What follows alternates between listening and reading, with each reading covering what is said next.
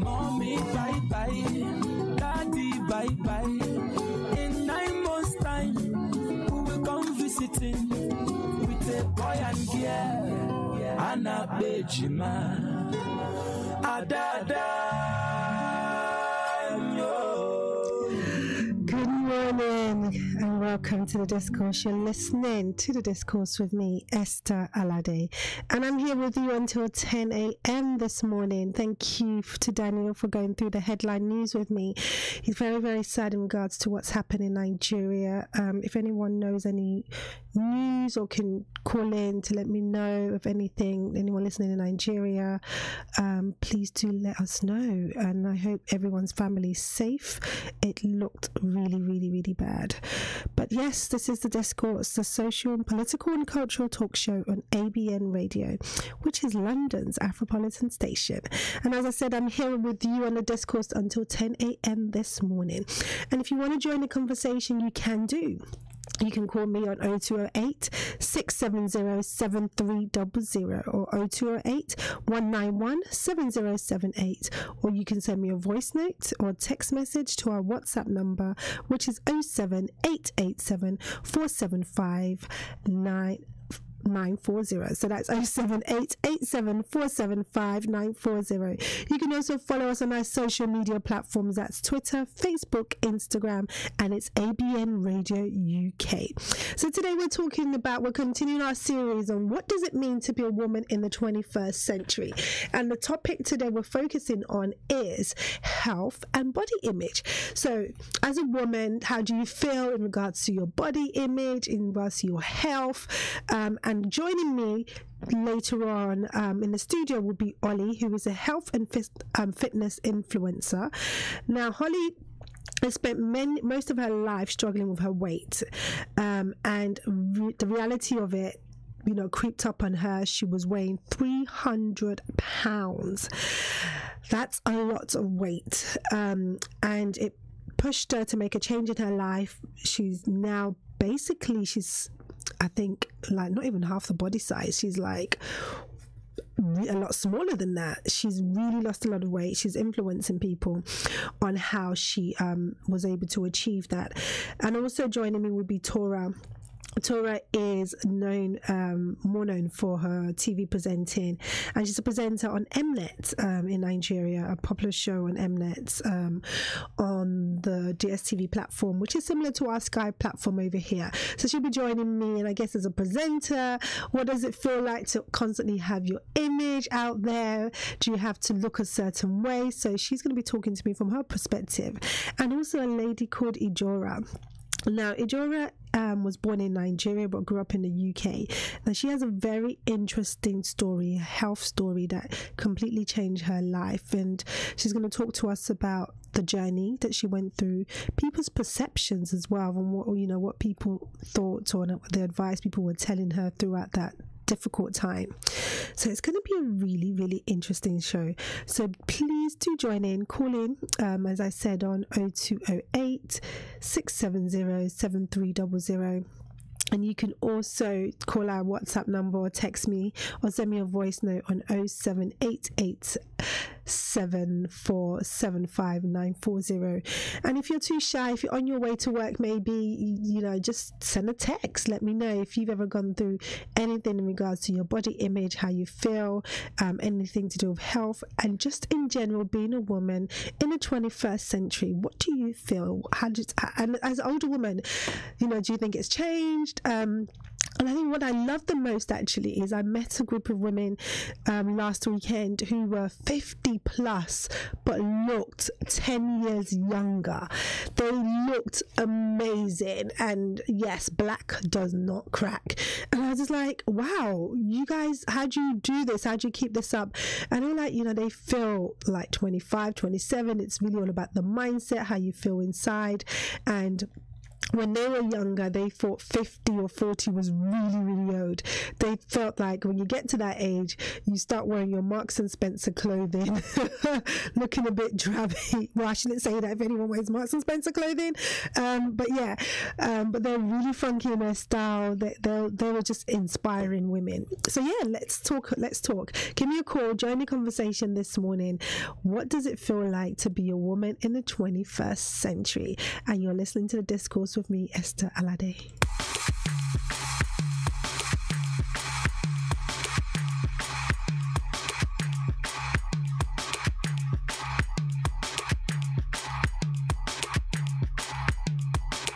Maven.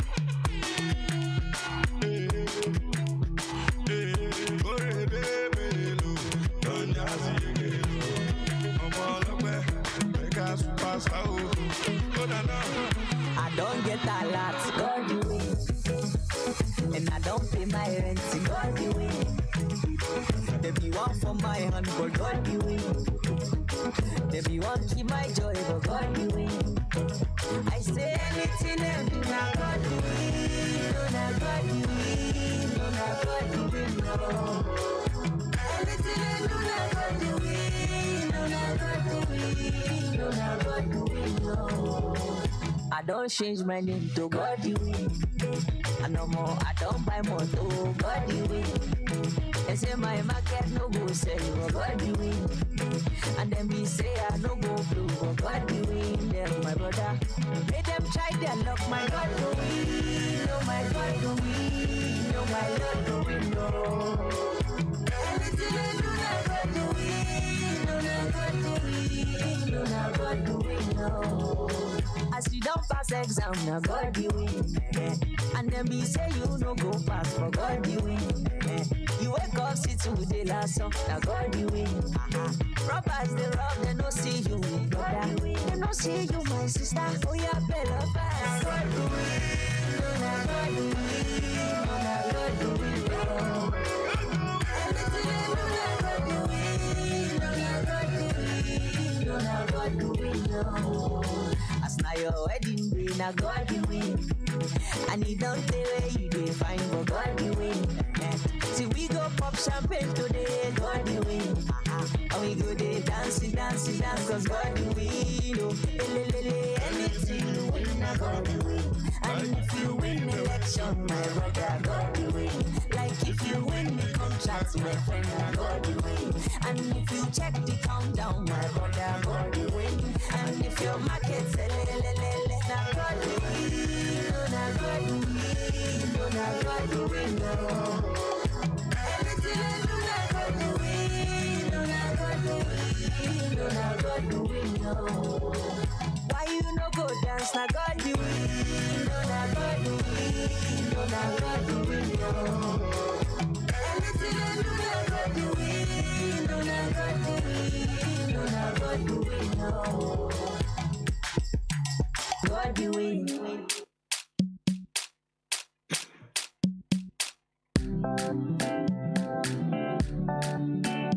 It's your boy easy. Still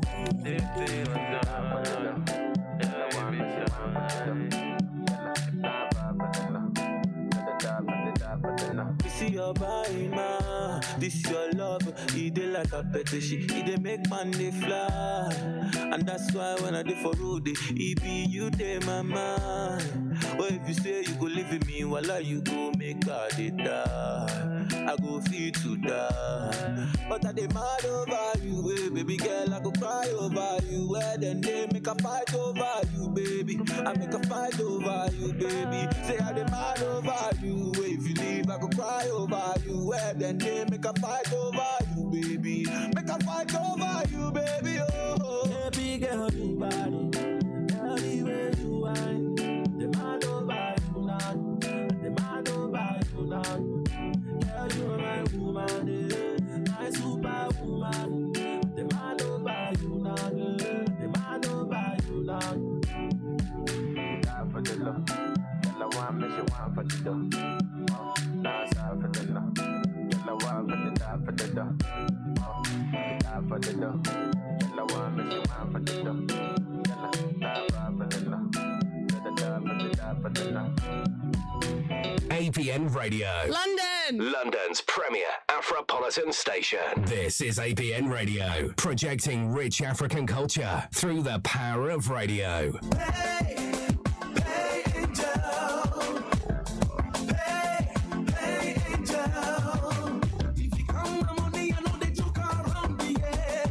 Sending money has to be fast, safe, and efficient. So what are you? Pay Angel. Now you can send up to £5,400 to Ghana for only £1. Only £1? Up to £5,400? Yes, only £1, and your friends and family can collect with ease from a cash collection point, mobile money on all networks, or directly from their bank account. This is so convenient. Wait for the most convenient part. Download your Pay Angel app to your phones and tablets and get started, or visit payangel.com. Pay only £1 for money transfer to Ghana, no matter the amount, when you pay for your transaction with instant bank transfer. Get paid when your family and friends send. Terms and conditions apply.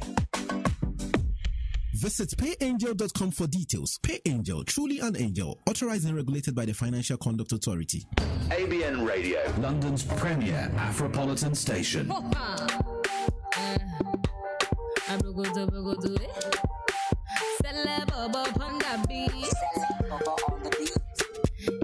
Holiday. It's a species, baby. Johnny leave me for the Cynthia, and I don't know what to do. I need to say I don't do like the way Cynthia they do. Johnny give you belly. Talk say you want marine and then kem kedi peneme. Johnny Mo, I'm looking for my Johnny. Yeah. Where is my Johnny? Johnny Mo, do you know Johnny? Question. If I know see my Johnny, I'm looking for my Johnny. I'm looking for my honey. You're telling me this, you're telling me that. I say this is not for me. Johnny do me conny. Johnny do me conny. He's doing me this, he's doing me that. But I know what tell mommy. He go Canada, he go Tokyo. Yesterday he say he dey Morocco. He dance the sicko, he sing a willow. Na lie, na Pinocchio. This one na go be. Original go be. See me, see wahala. Johnny leave me for the Cynthia, and I don't know what to do. I need to say I no do like the way Cynthia they do. Johnny give you belly. Talk say you want marine and then kem kedi peneme. Johnny Mo, I'm looking for my Johnny. Ayakata, where is my Johnny? Johnny Mo, do you know Johnny? Question. If I know see my Johnny, this one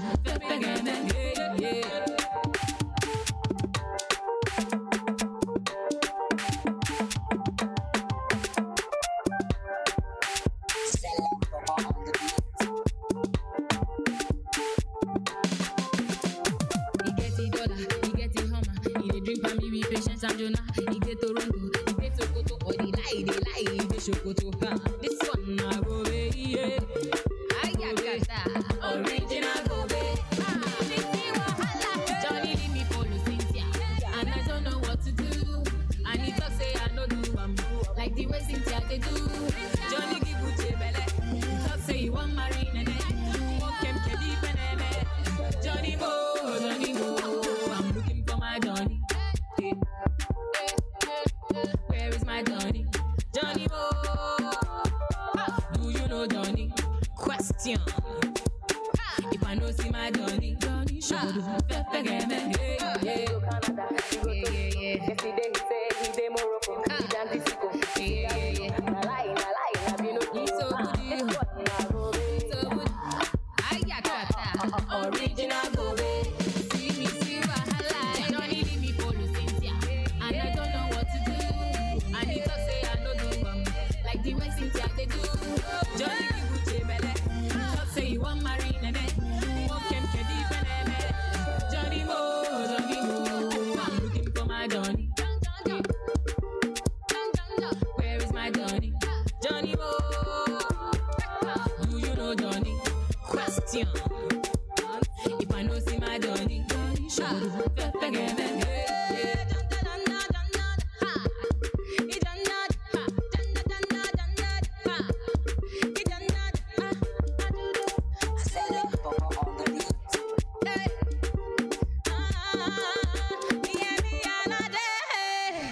So that was Yemi Alade, Looking for My Johnny. And you're listening to The Discourse with me, Esther Alade. And it's Friday the 29th of June. We're almost in July. Halfway through the year, it is whizzing by.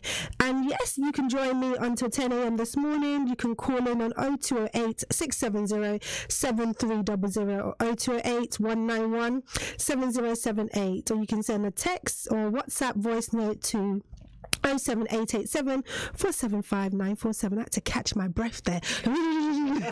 I hope you all got the number. I hope I wasn't whizzing through too fast. And you can also follow us on our social media platforms, and that's Twitter, Facebook, Instagram, and that is ABN Radio UK. And now I'm happy to say I have the beautiful Ollie with me.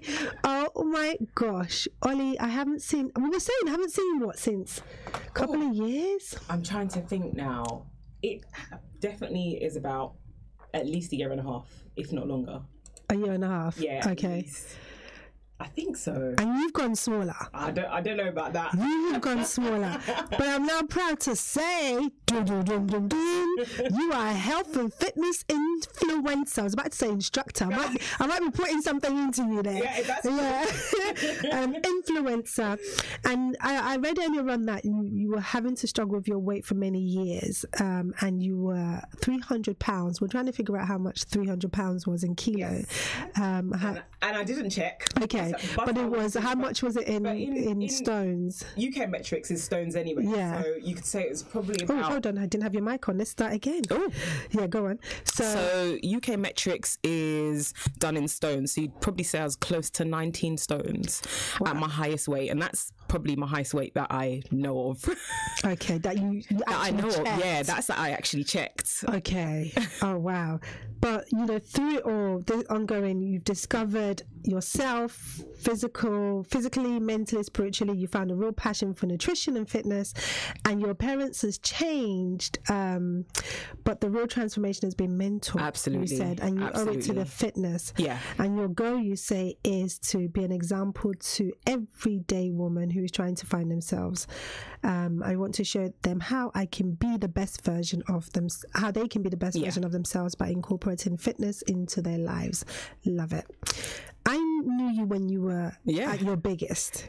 I don't think you even saw me at my biggest, actually, because really, my biggest was definitely the highest weight I reached was after university, and once I'd moved out of my mum's home, my mum's house. Because, you got bigger. That was my biggest, because then there was no parameters. I could eat freely, and I was living quite a sedentary lifestyle. Not even sedentary, actually. It was very wild. Then I was partying. Oh. So I was eating around the clock. I was drinking around the clock. The only movement I had was on the dance floor. Oh wow. Wow. Yeah, so I think that I'd probably say by the time I was 23 or 24, that was the height. That was definitely the highest weight. That was when walking was difficult. That was when everyday things was difficult. That's when I would need a seatbelt extension when I was flying. Oh wow. Yeah, that's when things were really complicated. Okay, so me knowing you over the years, I always felt like you came across as confident, very beautiful. You still are that beautiful, radiant girl, and that's all we saw, really, and that's all we looked at. You had this immaculate makeup. You carried yourself well. So I didn't feel that you felt uncomfortable. That never came across. I think there, generally speaking, and this is not going to go for all plus size girls. You will get some plus size women that are, they are very, very confident with themselves, regardless of their size. And I see those women, I see them now, and I'm like, yes, because I love that energy. But that wasn't me, unfortunately. Okay. I always felt like I had to put on a facade. I felt like I had to pretend to be confident, because if there was almost, this kind of big girl image. So you had to be the funny one in the group. Because you needed to have something, people didn't want you didn't fit into the ideal box, so you needed to have something on your side. So I always felt like I needed to be funny. I felt like I needed to pretend to be confident, but inside my self-esteem was ridiculous. It was non-existent. Wow. It was non-existent. Fortunately, I had a really good set of friends who never made me feel funny about my size. I had a brother who was very popular, so I never got bullied or anything like that. But within myself, I felt uncomfortable. I really allowed my weight to limit what I could do, what I was doing, how I felt about myself, everything really. It was, I look back on it now and I just think it was quite sad, and because I didn't voice it, and then there wasn't, now you've got all these body positive movements, you've got all of that stuff now. And also growing up in a Nigerian household, I couldn't go to my mum. My mum was a single parent trying to raise 3 kids. I never felt like I could go to her and say to her, Mum, I'm feeling uncomfortable about the way I look, I'm not happy about it. Because it just was, there was no room for that conversation. She was trying to hustle to look after her kids. Did she ever say anything to you? You know what, my mum made me feel quite comfortable when I was younger about my weight. And the thing is, because I was big from the get-go. I wasn't small and I got big. I was big from the get-go. Everybody always said, oh, you just, you look like your father's side of the family. So it was always very much reinforced into me that I was supposed to be big. So I really grabbed onto that identity. I didn't feel like there was any other option. So my mum never said anything, but people did start saying things when I got to my biggest. So, they would be, Nigerians would be like, you have a fine face, but this your stomach. You would get, it was that, all of those kind of comments. The slight shade. The slight shade was obvious, I remember, I'll never forget this trip. My grandma was turning 80 and I went to Nigeria. It was my first year of university. I went to Nigeria with my mum, and this woman, I don't ever remember meeting her in my life, and she saw me and she goes, Ojolakwe, they've told me all about you. You just love McDonald's, don't you? How old were you? So this is first year of university, so I probably would have been 18. And I had never, meanwhile, I didn't actually like McDonald's. That wasn't my favorite. Hold on to that. Let's get a quick news break. ABN Radio, London's Afropolitan radio station. More news, more information. This is ABN News on. From the Sky News Centre at 8, 5 people are dead after what police are calling a planned shooting at a local newspaper in Maryland in the US. This individual had some type of vendetta against the Capital newspaper, and they were specifically targeted. A gunman burst into the offices and used smoke grenades as he opened fire. A man has been arrested and is said to have had a history with the paper. In other news, EU leaders have reached a breakthrough deal to help end the migration crisis after all-night talks in Brussels. Italy's been demanding more help to rehome people coming in boats from Libya. Theresa May, who's there, explains what they'll be aiming to do with this new deal. Taking more action upstream in countries of origin so that we can ensure that people aren't having to make and aren't making these very dangerous journeys. 80 firefighters are now battling wildfires in a second part of Greater Manchester. They're trying to control burning grass on Winter Hill near Bolton. It's about 30 miles from the blazes on Saddleworth Moor, which crews have been trying to put out all week. Water companies are asking us to take short showers instead of baths and avoid using garden hoses as the heatwave continues. There's apparently been a huge spike in demand at peak times. England can begin preparations for a World Cup last 16 match with Colombia after losing to Belgium in their final group game. It finished 1-0. Both sides were already through and made 17 changes between them. Fans in Russia are optimistic, knowing a potential clash with Brazil will now be avoided. It's going to work, this resting, because it is a total shift around of the players, isn't it? It's a tough draw, but I think we're capable of winning. Yeah, I do. And they're not Belgium. England play on Tuesday, Belgium take on Japan on Monday, and Ed Sheeran's facing a £75 million lawsuit over copying claims. A company which owns the rights to Marvin Gaye's Let's Get It On says Sheeran's track Thinking Out Loud's too similar. He's previously denied related legal claims. That's the latest. I'm Barry Weir. More news, more information. This is ABN Travel News. This is the travel news now brought to you by Travel from Media. So, M25 Junction 20, there was a minor disruption up to 15 minutes delay, and that is anti-clockwise between Junction 20 and 19. A234 Crystal Palace Road, Bromley. The road is closed due to a large void in a carriageway. So this is a surface damage alert at 823 Crystal Palace Road on both directions of Ticket Road. And M25 Link Road, M3 Junction 2 to M25 to Junction 12 anti-clockwise, minor disruption up to 15 minutes delay. And M25 Junction 20, A41, Emma Hempstead Junction 18, A404. There's an accident there. Well, there was an accident earlier on. So if you're heading that way, take note. And A205 Lordship Lane, Lewisham, Southwark, Woodvale. There are 2 potholes in the bus lane. So the surface damage alert on A205 Lordship Lane, northbound at junction of Woodvale. So yeah, approach with caution.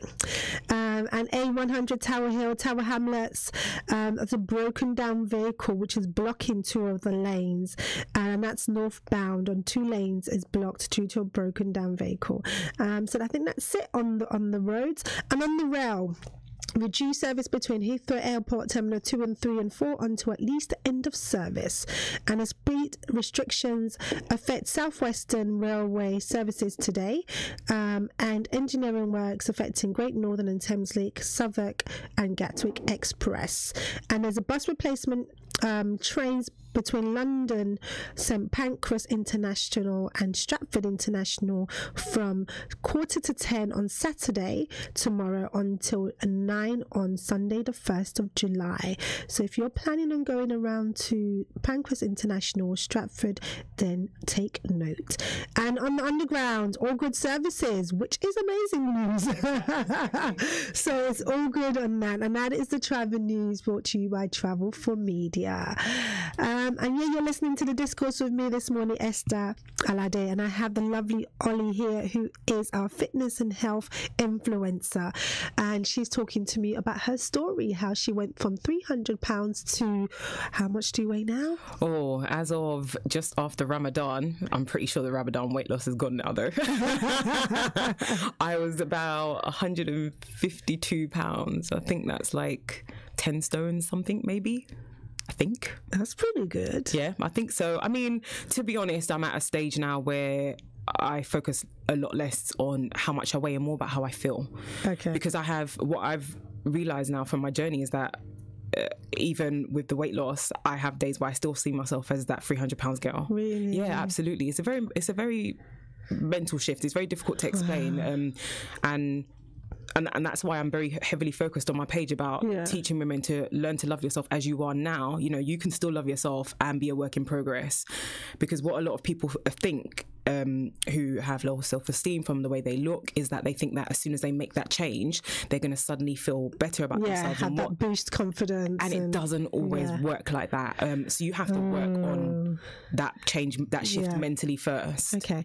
We'll go on a quick break and we'll come back and we'll go back to the conversation about the McDonald's issue.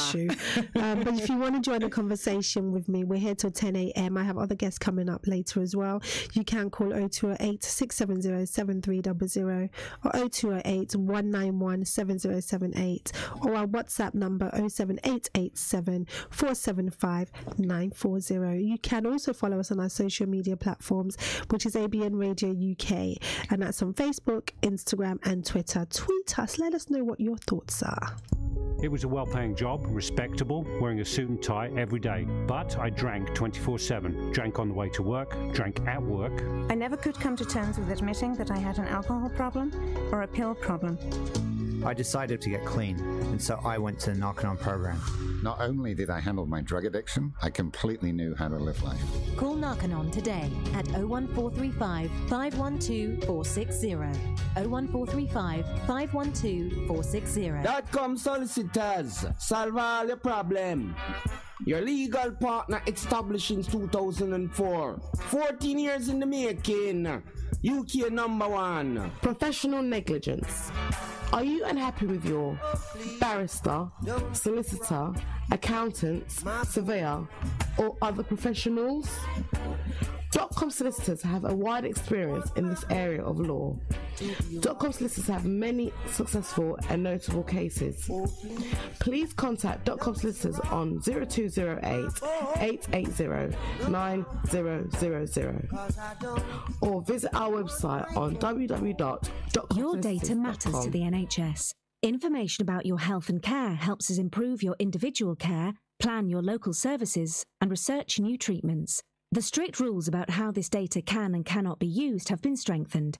We're committed to keeping your information safe and being clear about how it is used. You can choose whether your confidential patient information is used for research and planning. To find out more, search Your NHS Data Matters. This has been brought to you in association with the Information Commissioner's Office.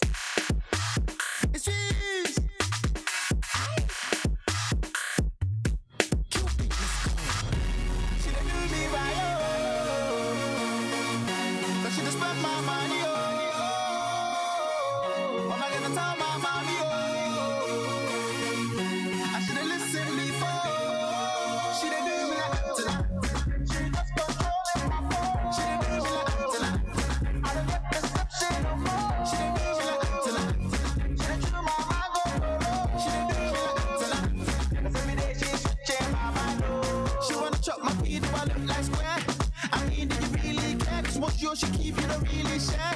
I see how you moving there. You better just stay in line. All I wanna do is just make you mine. You make my heart beat like playing rhyme. Now you won't leave and say goodbye. African lady, you know say you got me crazy. I can't let you do me shady. The things that you do don't fade me. You know say you got me crazy. I can't let you do me shady. The things that you do don't fade me. She don't do me right, oh. But she just spent my money, oh. But every time my mommy, oh. I should've listened before. She didn't do me like tonight. She just controlling my phone. She didn't do me like tonight. I don't get perception no more. She didn't do me like tonight. She done chew my mind, go. She didn't do me like tonight. 'Cause every day she's switching my mind, oh. You can't pull me, I gave you my ooh. All we gave you is so. I fell in love with you, but you made me fool. You just made it fall. I put you back like I made it cool. You didn't even call. But I'll shake you off like I'm on the floor. I'm on the floor. Hey, just lady, you know say you got me crazy. I can't let you do me shady. The things that you do don't fade me. So that's Fuso DG Antonin. Antonin? I think so. All I know is it's got me way too hyped this morning. So we're back with Ollie and we were talking about when you went to Nigeria and okay, before that you always felt like you were meant to be big because everybody kind of put the label on you. Oh, you look like your dad's side. Identity. Yeah.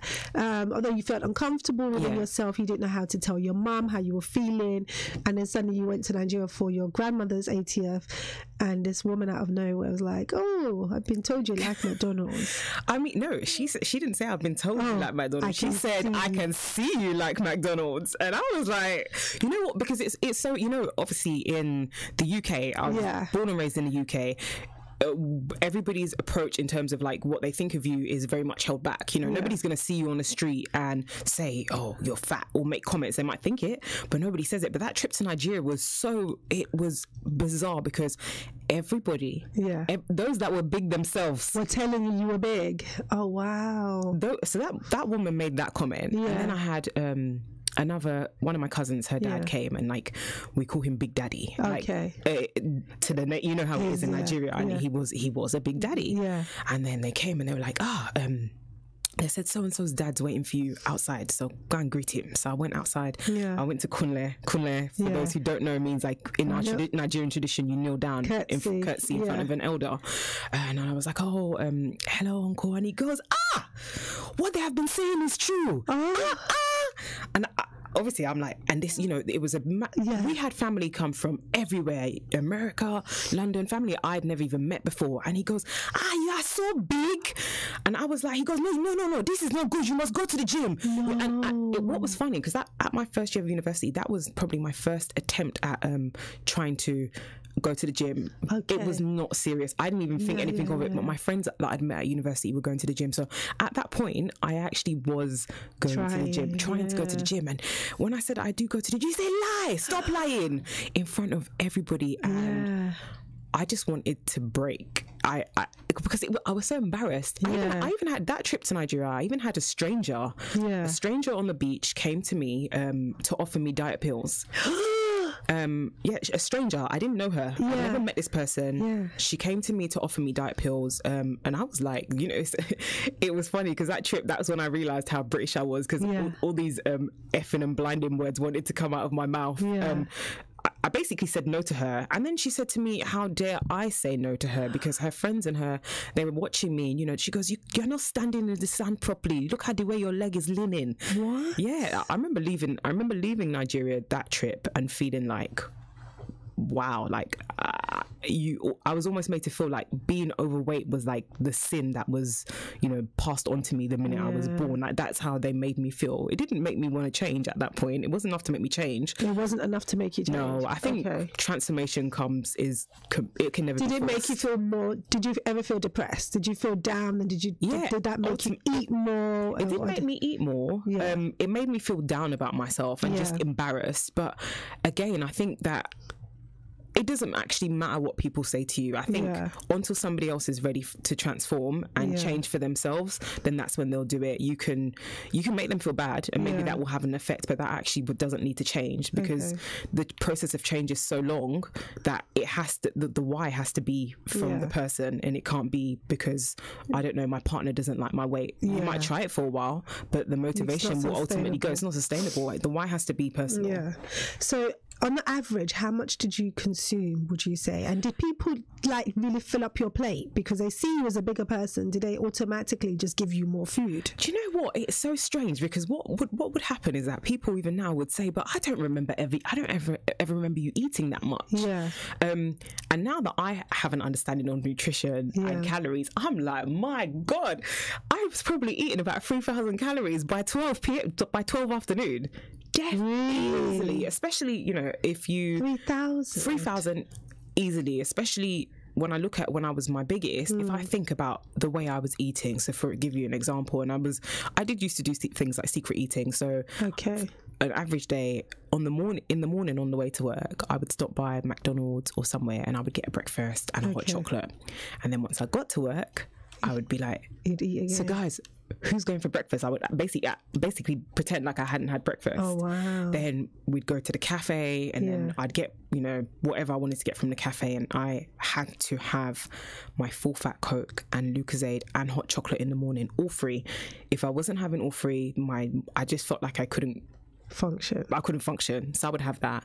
And then let's say lunch would be I'd basically take food from whatever we'd made for dinner the night before. Dinner could have been pounded jam and stew. It could have been a massive bowl of corned beef and spaghetti, whatever. But you know, you have the containers that are this size, and then you have the deep ones. Mine would always be the deep one. And then I would snack on whatever. I'd get home, we'd cook, again, another hard meal, another big portion, and then I wasn't practicing, so I was drinking. We would go practicing out.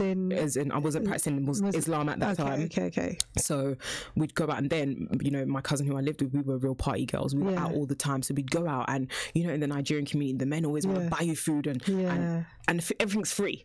So we would eat for free, we drink. Who cared if I ate at home? I'm gonna eat again. And then obviously after you've been drinking, we go home, we eat the rest of the dinner, sleep, and then of course I'm hungover. I need a full English breakfast.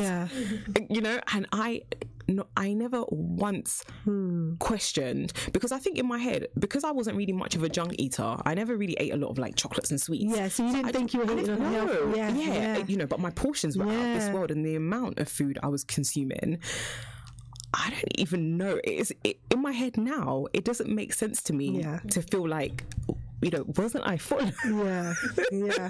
I think I completely understand with you, because for me it's like, it's a case of having to realize that having to go home and eating a nice plate of rice, stew, plantain, it's satisfying for me. It's like I have to go home and have a really decent meal, but actually having that meal is high calorie, right? Yeah. Having a whole bowl of rice, a whole plate of rice, never like a small side of rice, or like a whole bowl with like 2 or 3 meat on top. That's it, and then you've got your plantain as well. You don't, and the thing is, and that's what it is. Essentially, there is really nothing wrong with that meal, but most of us do not know how to portion that meal out. So we will eat, right there, you've got your plantain and your rice together. That's double carbs in itself, and inherently, when you are having carbs, you're naturally having a higher carb meal. It's like that's why some people choose to go low carb, because that's a really easy way to lower your calories, even if that's just a natural trick to lower your calories. Whereas if you're having your rice and how much plantain are you eating? Some people will sit there and have a whole plantain, and you have your bowl of rice.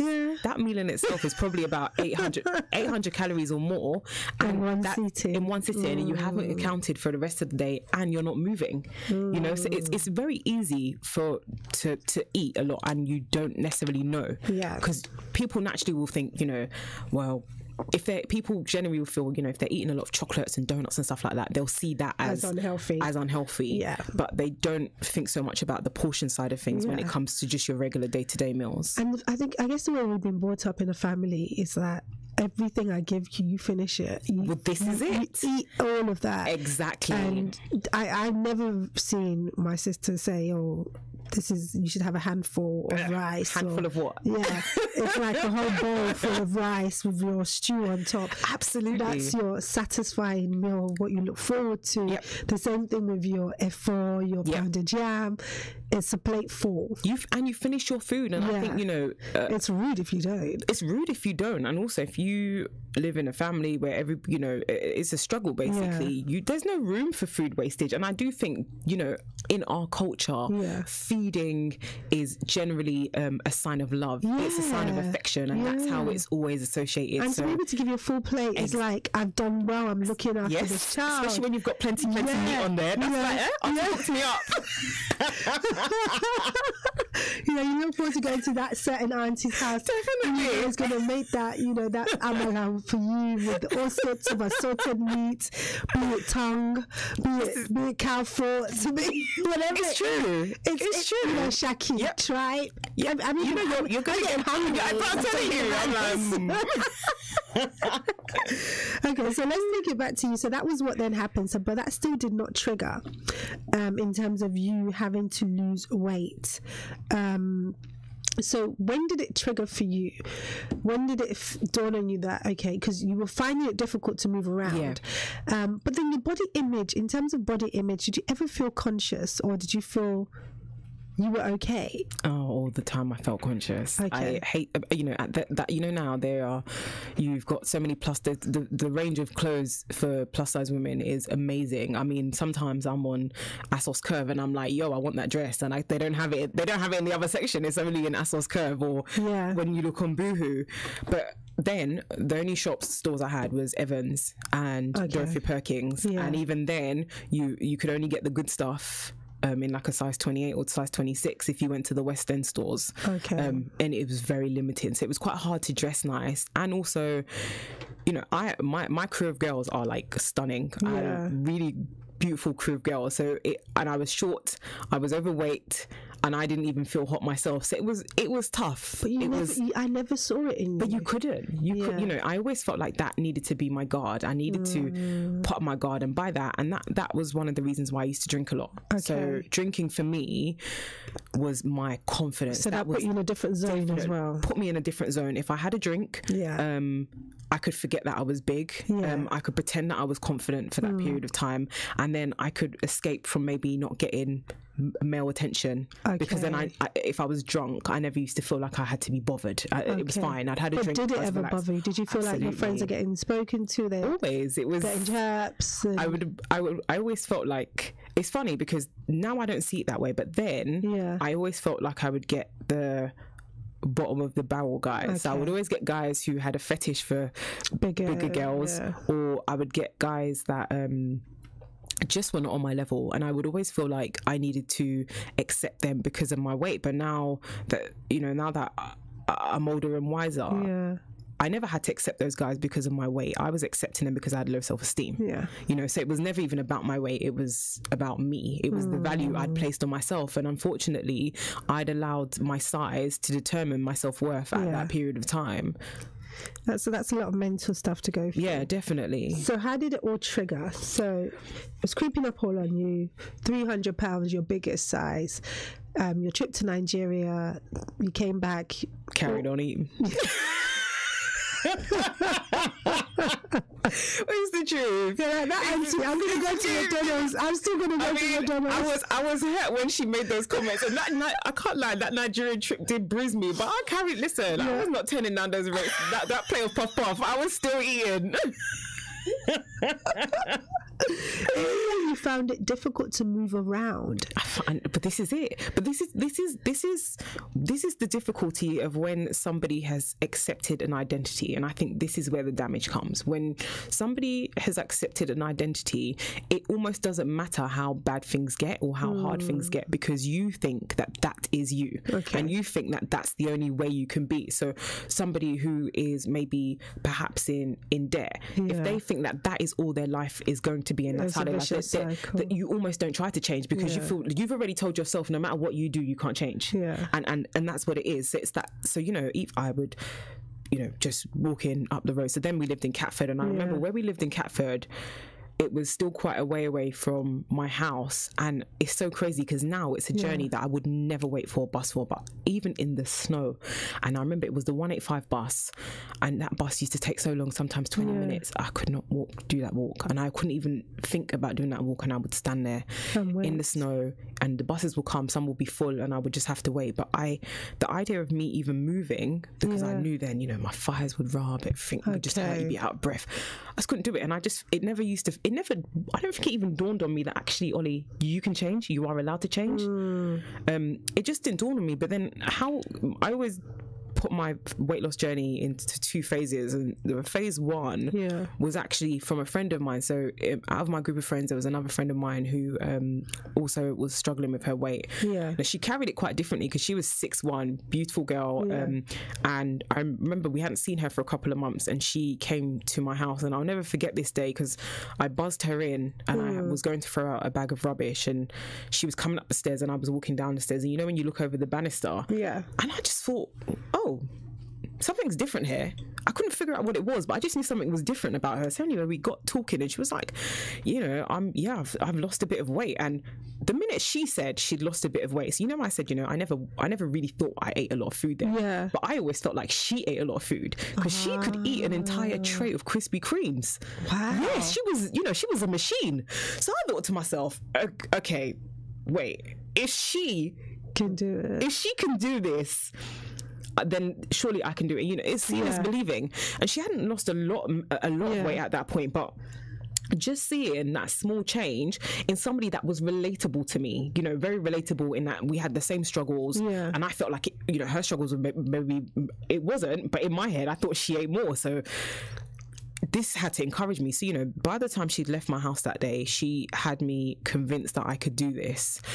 She spoke to me about what she was doing. It was and then it was, let's just say, in hindsight now, I can say it was the blind leading the blind, but it was enough to trigger a process. So what was she doing? Just lowering her intake? It was lowering her intake into food. But now that I know a lot more, it was quite drastic. Okay. It was extremely drastic. It's not the way I would like 500 calories a day or something. You know what? There was over that period of time, we did all sorts. We were doing Slimmer Tea. It was ridiculous. We were doing Slimmer Tea. We were doing there was this drop thing called HGC. What's that? This is it. This is the question. What's that? And I can't even tell you that now. All I know is I paid a hell of a lot of money for it, and right now it could probably be water. Who knows? We bought it off the internet, and it's so dangerous, Yeah, because you don't know what's in it. This is it. But this is that desperation to lose weight. Yeah, this desperation, because once you know there are things you could do. Yeah. If you don't do it properly, and if you're not willing to be patient, we were trying all sorts of methods, and I remember paying a hell of a lot of money for this thing that we bought over the internet. Yeah. And I thought that it was this literally, you see how you've got that nail polish jar there? It was like that, and you would take Put me on blast. Yeah, oh, I'm sorry. Paint my nails. Yeah, I've got a nail polish right there. Yes. It was like that, and then it came with a meal plan. So the meal plan was about 500 calories a day. So that's the reason why we were losing weight. It wasn't actually because we were taking these magic drugs, which could have been water for all we know, or God knows what. But you know, we went through different shifts of either just lowering our calories, but then I didn't actually know what somebody's calories should be. I didn't have that much knowledge. So you had triggering it that for you, was it a case of you didn't want to feel left out? Because if this is somebody who's your eating partner, more or less, and can eat more than you, was it? I don't think so, actually. Okay. I don't think it was because I felt I didn't want to be left out, because I think for me being, I mean, she wasn't a friend I'd grown up with. Okay. She was just in a circle. So it was a case of if she can do it, you can do it. I think it was more because I just felt in my head, I was very sure about this. I just was very sure that there's no way in this world that if she could stick to trying to stick to a diet, basically, there was, in my head, I was convinced that no, then there is hope for me, because you know, I know what she could eat. I know what she could put away, and I always thought she could eat more than me. So if she could do it, it just made me feel like, okay, I should at least try. But it's hilarious, because even my whole approach to it at that time was almost like, okay, let me just try, Sha. I never felt like motivated, like I'm gonna do this time. You know, I just thought, let me just try, and I tried, and it was working. And you saw that, okay, this is working. But then what then happened is that after a while, and this is what does happen when you restrict your calories so much and you're doing these things, it is not sustainable. So it got to a point where I was gaining the weight again, you know, and at that point, you know, I'd gone from taking one slimmer TT bag to taking 3. I was having to go toilet in the most awful place. Oh my god! I don't even know if we should go there this morning. No, let's do it. No, let's be real about it, because that's what those things do to you, right? It makes you go toilet, basically. It makes you go toilet. And I remember that, you know, the first time, and this is what, when you don't have the knowledge, so, you know, I remember the first time I took one, and I remember that, and she told me exactly what to do. You know, you take it before you go to bed, and then in the morning. Oh, just those Chinese slimity things. This one you get, exactly. Yes, this is what it is. This is exactly what it is. I've been there. Well, this is I don't do it. I don't do it. Well, what did you do one a night before? Because that's what you're supposed to do. You're supposed to do one a night, but this, you know, when you take it for a certain amount of time, your body gets used to it. So after a while, I got to a point where I couldn't go toilet at all. So I completely messed up my system. So without even taking it, even if I wasn't even taking it to go to lose weight anymore, and mind you, it doesn't actually make you lose. It makes you lose weight, not fat. It's just basically removing what's in your system. Nutrition. That's it. So then it got to a stage where I'd have to take 3 tea bags, and you know, I would be. I'll tell you a story, since we're going to keep it real. I remember one time I'd taken it, and what would happen is that after a while, you know, taking it the night before wouldn't trigger me going to the toilet in the morning, and sometimes it would seem like it wasn't working.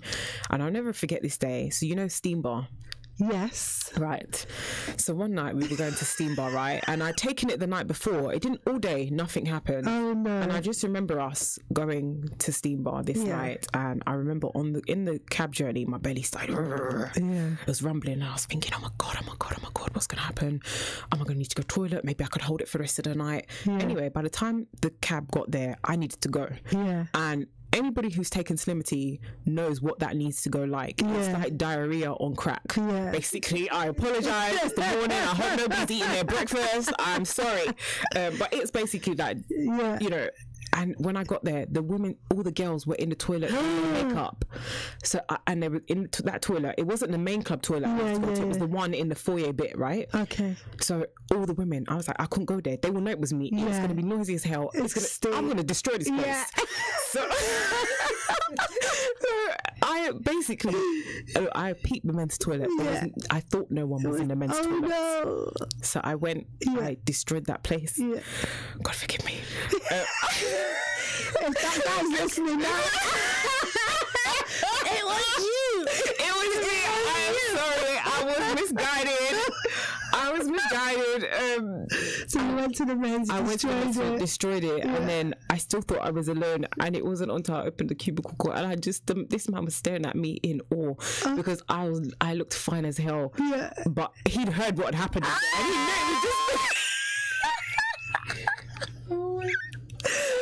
Yeah, and you know, and you know, I was, and this is what, you know, when you, I think knowledge is key, but also when you just don't even value yourself, because when I look back, I just feel like, why was I doing that? When I was just literally trying to skip a process. Actually, I needed think everybody does that. Quick fix. Yeah. And that lifestyle is, you know, I was willing to do that. And, you know, after a while, I destroyed my metabolism. I could not go to the toilet naturally for a long period of time. And then, you know, then the weight was keeping up. And then I just got to a point where I was like, this cannot be it. Yeah. And that's when, at that point, I hadn't set up my Instagram page, but that's when I started following a lot of other Instagram influencers and seeing what they were doing. And I was seeing all these women who were exercising, because at that stage I was not into fitness at all. I was still, I was happy to like not eat much, but the idea of moving was still like very disgusting to me. I just couldn't. First of all, then I was a weave queen. I was not messing up my curls.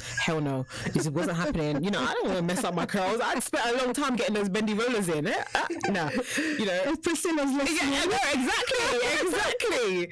You know, I was not messing up my hair. Moving, no, it just was not a thing. But I was watching all these women, and I just got to a point where I was like, okay, enough's enough now.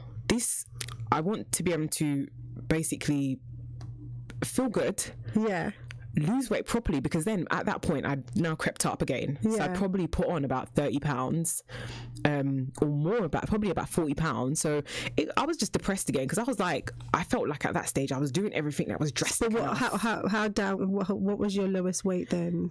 So I think I'd probably got down to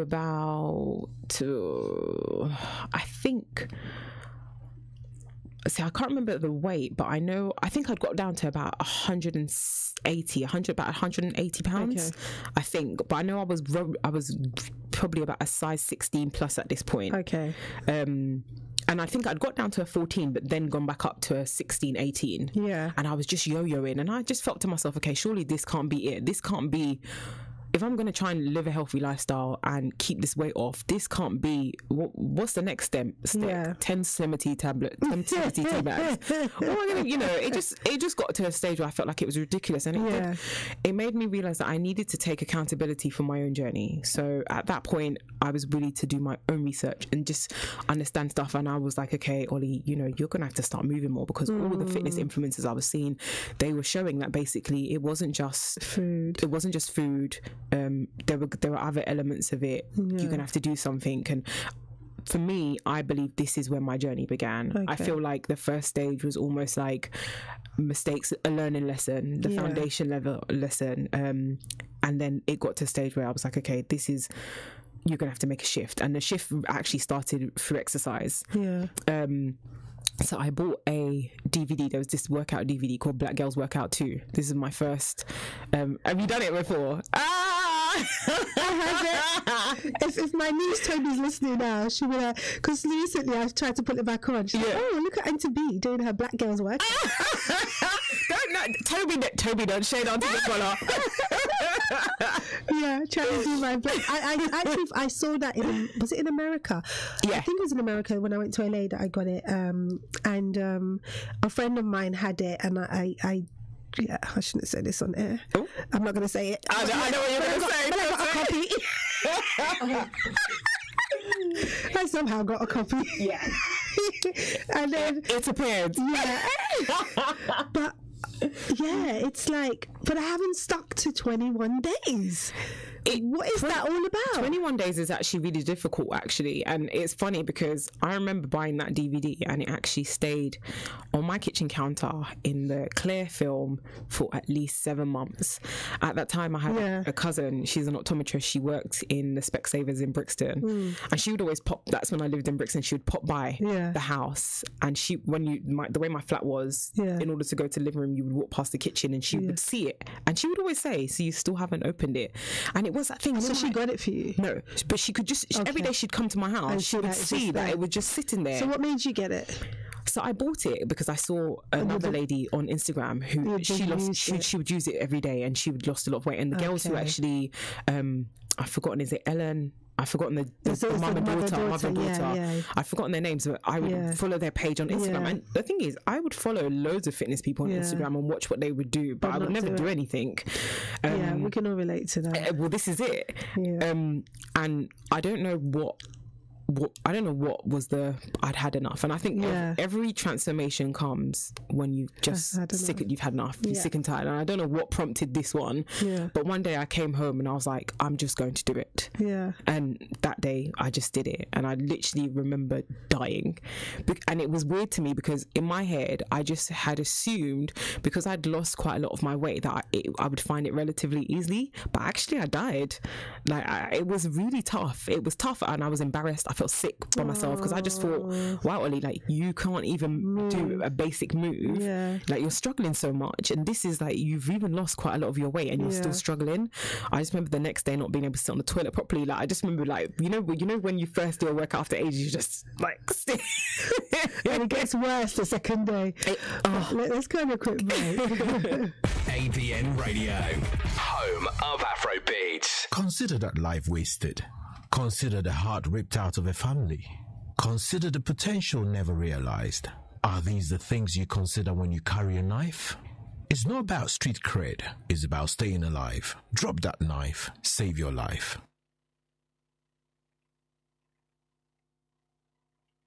And celebrating excellence within the British Ghanaian community. This July, Guba is celebrating 2 days of entrepreneurship and awards. On Friday, the 13th of July 2018, from 10 a.m. to 4:30 p.m. Join us for the entrepreneurship seminar. Then on the second day, a celebration of excellence, Guba Awards 2018. That's Saturday, the 14th of July, from 5:30 p.m. to midnight. It's the time of the year for us to network, meet the stars, and celebrate our great future. The venue, the luxurious Intercontinental Hotel O2, 1 Waterview Drive, Greenwich, London, SE10 0TW. His Excellency, the President of Ghana, Nana Addo Dankwa Akufo-Addo, will be our special guest of honor. Grab your tickets now from www.guberawards.co.uk. Dress code, black tie or traditional only. For sponsorship opportunities, just email george@guberawards.co.uk or call 079 569 45360. Guber Awards 2018, celebrating excellence. The Guber Awards 2018 is proudly sponsored by Ecom Ghana.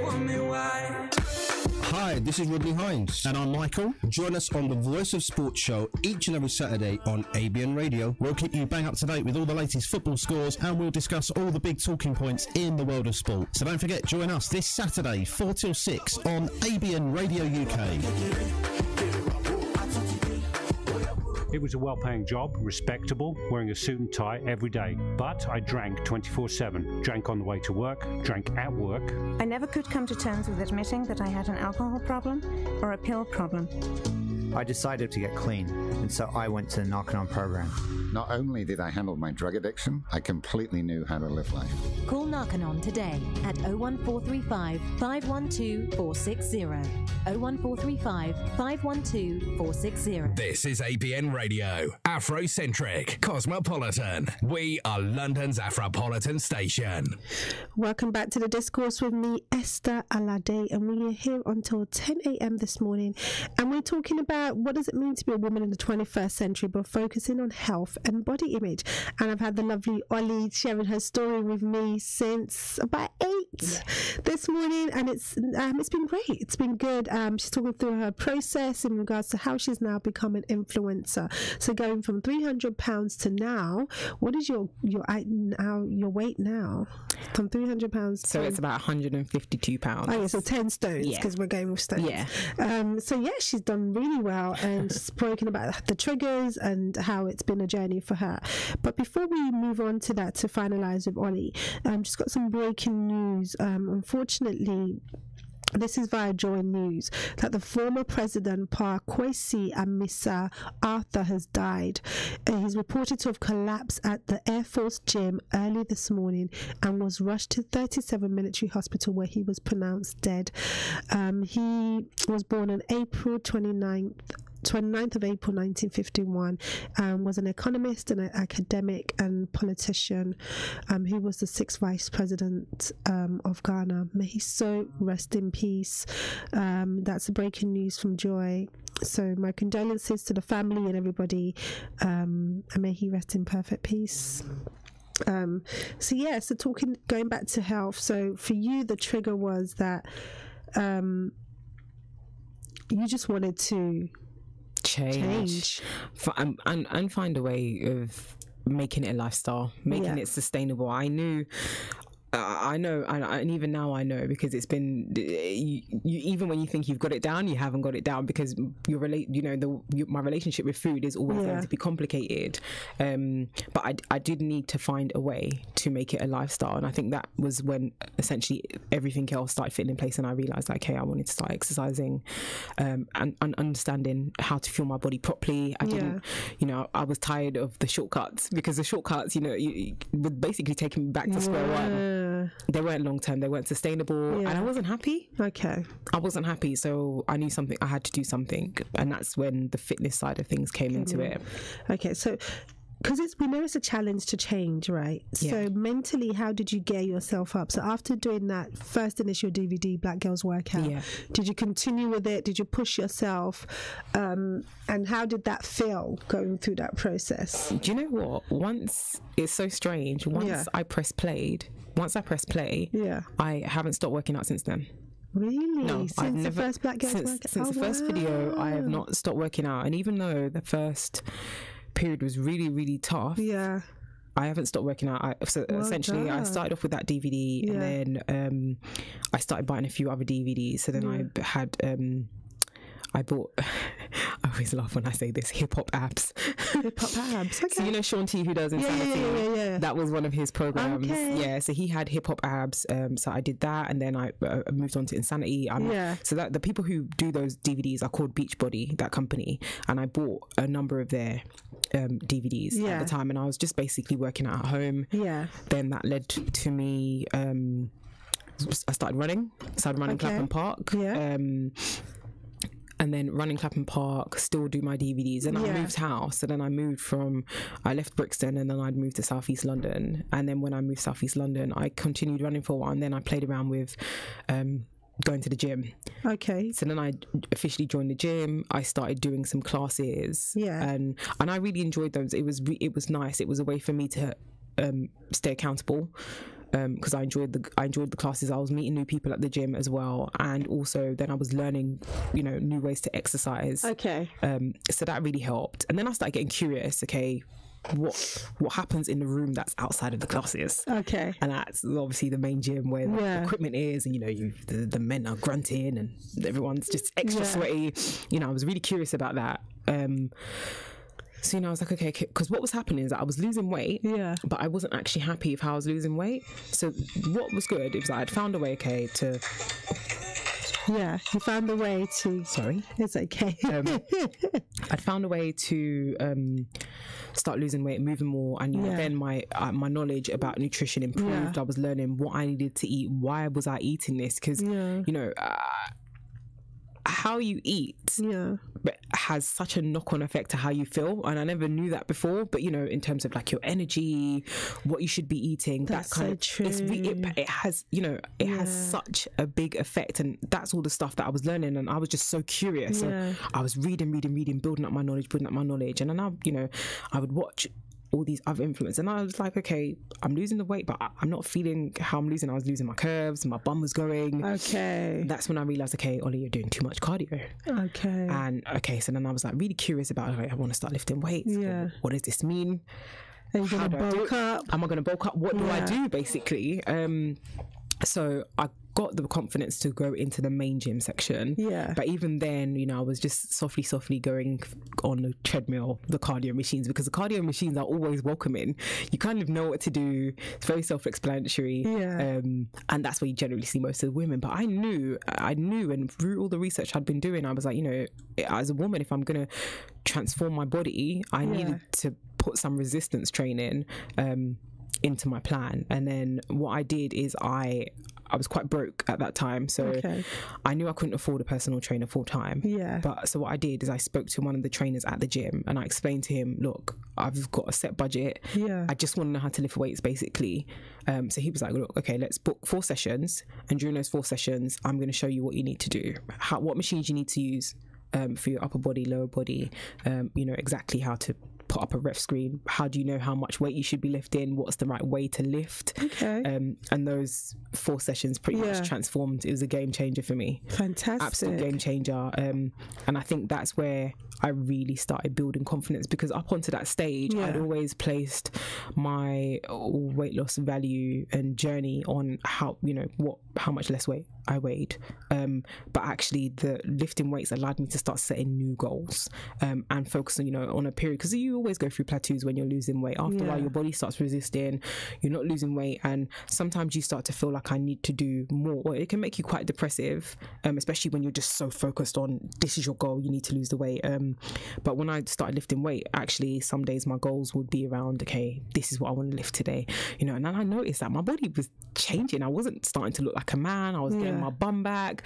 I was starting to look a lot more feminine. And I felt bossy. It made me feel, and I think weightlifting does that for me. I love going into that area of the gym and being the only woman there, because I'm being able to lift more than men sometimes. That is, for me, is where I found power, I found confidence, and it was a real mental transformation for me, because the gym then became like my safe spot. It became my place. So for me, I'd always found mental relief by drinking, because that had always been my thing. But what naturally happened is, the more and more I got into fitness, the more drinking became, I didn't want to party as much because I wanted to go to the gym, so that stopped. So you replaced that habit with something else. But that's what it is. That, my desire, my physical goals and my fitness goals started becoming a bit more important. So I never wanted to party as much. Naturally, cut back on my drinking, and then slowly life started changing, because that was the first time in my life without the alcohol I had a moment to sit down and reflect and think about, why do you actually exist? What are you doing with your life? Because my relationship with God at that point was non-existent. I'd always been quite, so my family were practicing Muslims, and I'd always basically been the black sheep. Just resisted it at all point, because up until then I always felt like, if I'm going to be a practicing Muslim, that's going to come between my party. I ain't going to be able to turn up in the clubs. It's going to restrict me, and that's all I was obsessed about. But fitness was the only thing that allowed me to be still enough to really reflect and think, what are you doing? If you just drop dead tomorrow, what are you doing with your life? Like, there's got to be something, there's got to be deeper meaning to this, more to this. And that's why you'll see me hashtag a lot faith and fitness, because I always feel like fitness is the thing that got me to a place that made me realize I needed to repair my relationship with God, and that I wanted more for my life, and I just felt like I needed more purpose.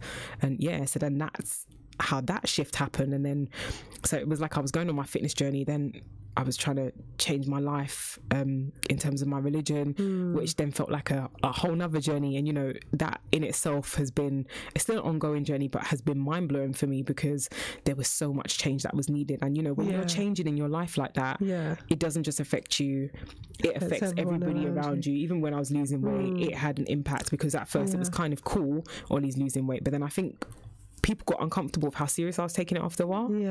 But in terms of that, because your whole body image is then transformed. You're a different person. So how did you then start to see yourself? Because you mentioned that you were losing, you were doing a lot of cardio, so you were losing your physique in terms of how you feel a woman should look. And then you started doing weights to get your womanly curves back, because I guess that's important for you, body image wise. But how did other people around you take to that? Like, oh my God, she's like the same size as me now. She's probably going to wear the same clothes as me. Did you feel a sense of competition? Not competition, but I do think, so like, I think when I first lost the weight, like before I was exercising and stuff, I feel like everybody was generally comfortable with that, because I'd lost weight, but I feel like it was not enough for anybody to feel like this is weird. Like, do you get what I mean? But I must say, I do think that some people were uncomfortable when I started exercising, and then I lost that bulk of weight, and I started basically fitting into regular size clothes. I do think that some people found it a bit like, oh, okay. Yeah, she's smaller than me now. Yeah, and the thing is, I know some. I remember a colleague said it to me at work, and she wasn't saying it in a rude way. Yeah. She was like, "Oh, I saw your picture the other day," and I was thinking, "Oh my God, is Ollie actually the same size as me now?" And you know, obviously, I hear the comments. But does that make you feel like actually this is what it's about? No, because I feel, you know, this whole idea of identity and how you see yourself. I never. One thing I'm not really bothered about how other people see me now, because one thing I've learned is I have to be okay with me, you know. And even when people try to force their own, and that's the thing, isn't it? We seek validation. I've learned I can't learn, and I've learned I can't, because, for example, even as you see me now, I have loose skin that I have to battle with. So for me, I went to trying to learn to accept one body, and I'm having to accept this body, and the body I'm trying to accept now is not necessarily what I thought it was going to look like. You know, I never understood anything about loose skin before, and it's quite bad. It does definitely make me feel insecure. And I'm trying to get my head around that. You can't. That's the thing. You can't see it, but I have to look at it in the mirror. So even, you know. So does that affect relationships? Well, the thing is, I've been single for like God knows how long now. It's a very long time. So it's something that scares me. It does make me think, if I meet somebody, is he going to be okay with this? Because it's quite bad. Are you going to seek surgery? Are you going to try and get surgery? Know what? I mean, I've thought about this time and time again. There are two issues here. So I've got keloid skin. What is so keloid skin is like quite a lot of black people have it. When your skin, you get like a really bad kind of like, so some people get really big. Like it's almost like a boil. It's quite big. It heals really, really badly. I've had it on my ears before from piercings. I had to get operations to get it removed. So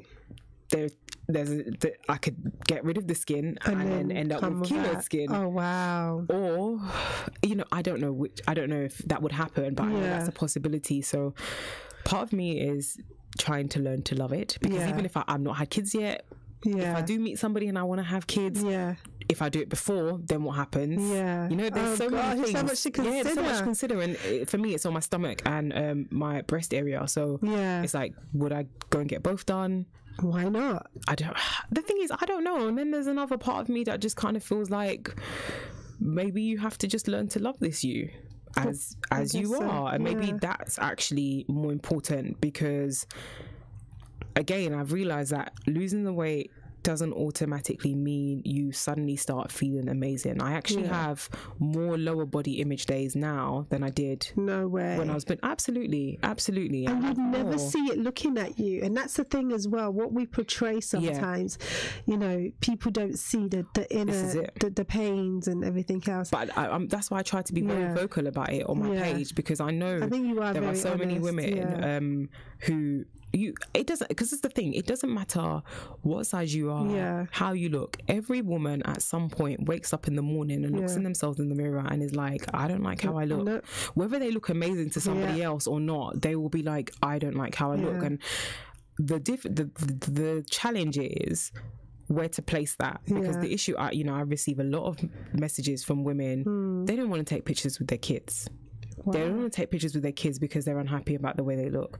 They don't want to be physical with their husbands and their partners because of the way they look. They feel like they are not worth anything because of the way they look. And I really want to try and get women to rethink that, because actually we place too much emphasis on it, don't we? We do. And I think we as women are our worst critics. Absolutely. We're quick to criticize each other. We're quick to look and say, oh, look at that, look at this. And it's like, it's bad.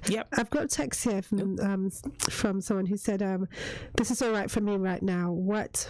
What's my hormone imbalance, which was so she worked out that hormone imbalance was causing her weight gain. She had a nutritionist and she got herself a personal trainer combined with spiritual growth. It's a lifestyle, not something you can do once, and a change of mindset. Absolutely. And now she meditates as well. Absolutely. That's brilliant. And the thing is, this is, I've said this before, weight loss is not just weight loss. Weight loss, if you think weight loss is just weight loss, then you're limiting it. Has such a massive knock-on effect, and is everything. So for me, my lifestyle is, in terms of trying to be fit, healthy, look after myself, affects me. If I even for I speak to a lot of women and I say this, you can't. How do you give your best you if you're not being your best you to you? And that's why I feel like, and everybody's transformation is going to be completely different. Sometimes it's your transformation might not be physical. It might be a spiritual transformation. It might be another upgrade in your life that needs to happen. But it all starts from the mind. It starts from the mind. Yeah, and the mind does play tricks on you, whether you like it or not. And I always remember this one thing. One of my sister always says is that we're so quick to compliment others, but what are you saying to yourself? And that is the most important. Are you complimenting yourself as well at the same time? Or are you being unkind to yourself? Because we are our worst critic. We're quick to say, oh, you look really good, you look beautiful, well done. But then we don't validate ourselves. We don't talk to ourselves. We let that mind... We bully ourselves. Yeah. We do actually bully ourselves. If sometimes, if you think about the things that you say to yourself, if you heard somebody else saying that to a friend of yours, you would go nuts. And you would defend your friend, you would not have it, but we allow ourselves to speak to ourselves like that. And it's you almost have to catch yourself. And as I say, when that negativity, because it's always there, and I do feel like, I used to feel like things like positive affirmations and all that stuff was a load of hocus pocus, like what is all this stuff like sitting there, but the thing is, self-love, learning to speak to yourself kindly is practice actions. If you are consistently speaking negativity, some people, they speak negativity into themselves day in, day out. They don't even know when they're doing it. So they don't even know how to catch themselves out because they're so used to and all of that is self-fulfilling prophecy. You tell yourself, the more you tell yourself is, the more you tell yourself is, you start to believe it. This becomes who you are and what you are. So you have to hey. Stop. Ain't nobody got time for that. So now you're doing amazing things. You're now showing people how to be the best version of themselves and incorporating it with their fitness. And I've been on one of your training sessions in what park that was it? Crystal Palace Park. Crystal Palace Park. I think I did all right. You did fine. You did amazing. I'm a natural fitness. The thing is, I love running. I used to be an athlete, but I just haven't kept it up. But when I do it, I actually enjoy it. Great. But it's the doing. It's the getting up and actually just do this and being consistent with it. That's the key. Why can I not be consistent? So I think that's one thing I beat myself up about. And yes, I feel that I am getting bigger personally from what I used to be, but it's like I don't know how to get past that change. And I guess, like you said, it's a struggle. It's a struggle, but you've got to find it somehow, and when it comes, it comes. I think that what it is, and this is from my own personal experience and working with a lot of the women that I coach, and I think that people are not satisfied with small. And when I say small, I mean being satisfied with small steps. Yes. Everybody thinks that, if you take small steps, then that's being mediocre. We're not patient. We're not patient. Yeah. But actually, taking small steps is what is sustainable. Yeah. I find, for example, you'll find people, when it's January, I'm going to change my life. I'm going to hit the gym 7 days a week. I'm going to only eat a salad for lunch and dinner. You can't sustain that. You can't, that's not sustainable. And you burn out. So salads are just not that nice. You've got to taste one of my salads. My salads are dope. No, honestly, you have to put some cashew nuts in it or something. But it's like, this is cold food. Anyway, let's go on a quick news break. ABN Radio, and Afropolitan radio station. More news, more information. This. From the Sky News Centre at 9, 5 people are dead after a man went into a newspaper office in the US, released smoke bombs and then opened fire. Police describe it as a planned shooting. A man has been arrested and detectives say he had a history with the paper. The Prime Minister's warning other EU leaders their citizens will be less safe if they don't ensure the UK stays in policing agreements after Brexit. We currently enjoy a high level of cooperation with member states of the EU in a number of areas on security that are important for our citizens. This is what is at stake. At all-night meetings in Brussels, a new migration policy was also agreed after Italy insisted it needed more help to deal with people coming across the Mediterranean. Stretched firefighters are now battling wildfires at 2 locations just 30 miles apart near Manchester. 12 engines are at Winter Hill, where grassland is burning, while crews could spend weeks putting out blazes on Saddleworth Moor. It's claimed sticking with the same doctor for years is literally a matter of life and death.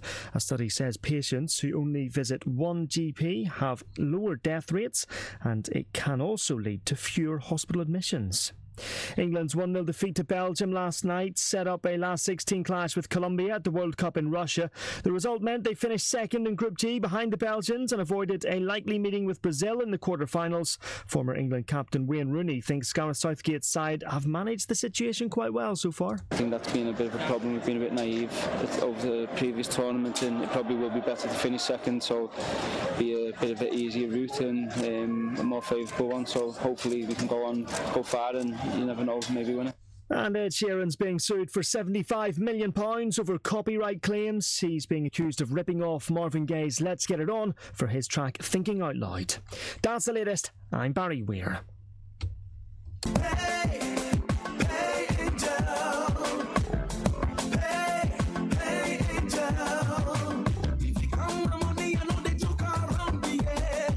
Sending money has to be fast, safe, and efficient. So what are you? Pay Angel. Now you can send up to £5,400 to Ghana for only £1. Only £1? Up to £5,400? Yes, only £1, and your friends and family can collect with ease from a cash collection point, mobile money on all networks, or directly from their bank account. This is so convenient. Wait for the most convenient part. Download your Pay Angel app to your phones and tablets and get started, or visit payangel.com. Pay only £1 for money transfer to Ghana, no matter the amount, when you pay for your transaction with instant bank transfer. Get paid when your family and friends send. Terms and conditions apply.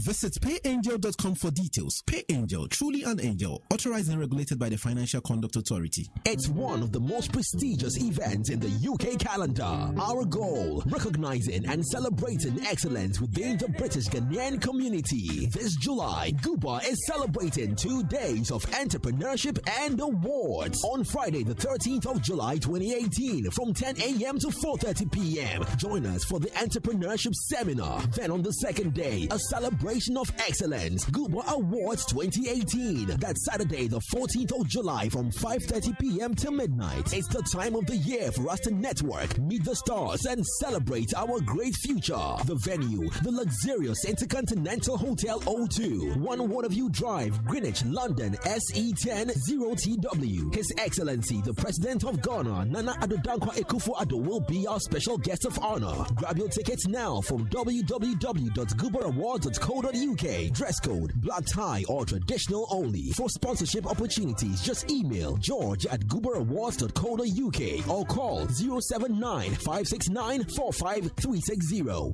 Guba Awards 2018, celebrating excellence. The Guba Awards 2018 is proudly sponsored by Ecom Ghana.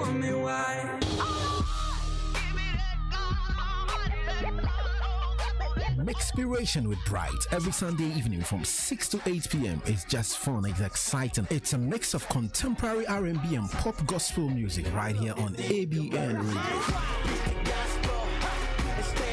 Enjoy great tunes every Sunday evening with Bright on Mixpiration. A blend of great inspiring songs just for your Sunday evening relaxation. Tune in from 6 to 8 p.m. This and every Sunday. They're on ABN Radio, London's Afropolitan radio station.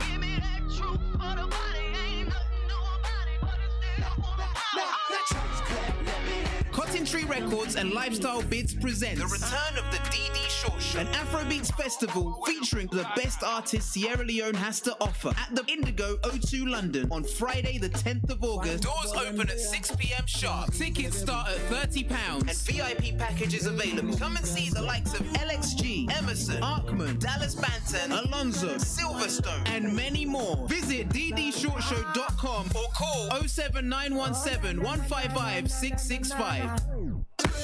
Hi, this is Rodney Hines. And I'm Michael. Join us on the Voice of Sports show each and every Saturday on ABN Radio. We'll keep you bang up to date with all the latest football scores, and we'll discuss all the big talking points in the world of sport. So don't forget, join us this Saturday, 4 till 6 on ABN Radio UK.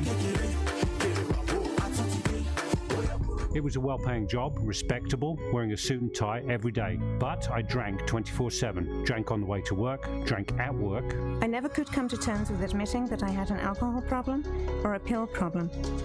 I decided to get clean, and so I went to the Narconon program. Not only did I handle my drug addiction, I completely knew how to live life. Call Narconon today at 01435 512 460. 01435 512 460. This is ABN Radio, projecting rich African culture through the power of radio.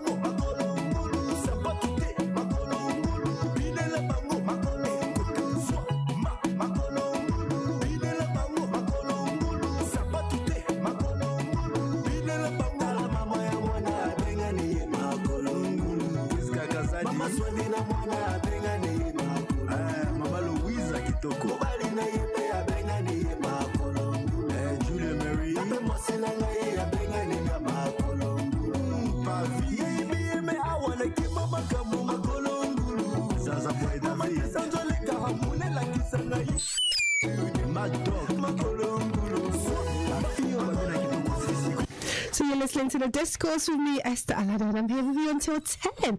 But Ollie's got to go now. We've had so much fun. I know, the time's flown. It has flown. So just summarise for us, because I love it. You've gone through your transformation, but mostly I think what we've said is body image is all about positive mental attitude. Absolutely. Changing your perception, affirming yourself, personal from... You summarise for us. I mean, I would say it's a very, very personal journey, but I think you have to, as an individual, you have to take accountability for it. Yeah. So, you have to find what it is that makes you love yourself. And one thing I would like to stress is that, your self-worth, and I know it's hard to say, but your self-worth should not be defined on your physical, because what we tend to forget is the body that we don't like looking at in the mirror is what carries us from A to B in the morning. It's what the simple things in life that we take for granted. It's what the body does. So actually, regardless of how you look, we are dope. We are dope, and we need to always remember that when you are having a bad day and you're seeing, you're replacing your value on how you look. Just remember, actually, it's this body that carries you to work. It's this body that allows you to drink water. It's this body that allows you to nourish yourself with food and to do all the things that. And also the people that love you, they don't care about how you look. They want you to be healthy, but that's not why they love you. They love you for you, and I think it's important as women that we should always remember that. And that doesn't mean that if you want to change, you can't change. You can still love yourself and be a work in progress, and that's okay. Yeah, and Ollie can help you make that changes. So follow her on Instagram. Are you on Facebook? I am, but I barely use that page. Okay. But Instagram is, I'm not a great multitasker. I can dedicate myself to one social media platform. So definitely check me out on at Changing My Fatitude on Instagram. And another thing I'd just like to quickly announce, if you are somebody who needs some help in terms of healthy eating, just giving yourself some structure, or even if you want to have some structure in terms of managing your finance, I can show you how healthy eating can help you do that. I'm actually going to be running a meal prep workshop. And finance go hand in hand. You'll be surprised. I mean, if I ask somebody how much they spend on what they eat during work alone, your average person in the UK on a day, on just while being at work, spends about £10 to £15. If you learn how to meal prep and take your own food into work, not only are you in control of what you're eating, and that alone will impact your health, but also it will impact your finances. I can show you how to budget your weekly shopping and get it down for families and individuals for all lifestyles. So I'm running a meal prepping workshop that's going to be held on the 7th of July in Northwest London. I've got information on my page page. So do check out Changing My Fastitude for details. Fantastic. Love it. Thank you. We've had so much fun with you this morning. It's been amazing. And now I am joined with a lovely Tora and Ijoro. So Ijoro is here with us also. I'm just going to try and get her the mic.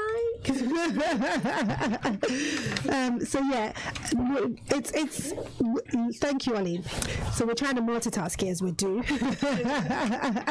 and I've got the lovely Tora as well. And Tora is a TV personality. Actually, Tora, you're a woman of many things. Yeah. So I'm going to try and read out everything that you do. She's a trained. No, you don't have to. Trained media professional, a voiceover artist, a musician. I'm like a musician. She's an actress or an actor, as we say now. Yeah. MC, writer, producer, and best known for her work on the radio. With 96.9 Cool FM Lagos and 99.3 Nigeria Info FM Lagos, and she's popularly known as a TV presenter for Mnet for exciting. And you also have an exciting YouTube channel. Yes, and she says her bright smile and her authenticity sets her apart from the rest of her motto. From the rest, and her motto is hard work and consistency always pays off. Yeah, we love it, love it, love it. And Ijoro. Am I saying that right? Ijoro. I put the English thing in it. I know. Ijoro. Just Ijoro. I'm gonna, Ijoro. Right. So Ijoro, she was born in Nigeria. Nigerian based growing up, but you're up and coming author who has spent most of her life leading praise and worship in a local church, which is Jesus House, which I know, as well as professionally practicing accountancy, and worship has been your fundamental part of your Christian walk. And for over a decade now, she has used her gift of music to minister to others. But you have a very interesting story, which I'm really, I'm inspired by, and would love to hear it. And it's all to do with how we are within the community where we don't want to be open about certain health issues. And it's great that you're here on today's show, that we're talking about women in the 21st century, and we're talking about health and body image. So we'll start with you, Tora. Now, being a presenter, a musician, and everything else, how is body image to you, and what do you think it means to be a woman in the 21st century?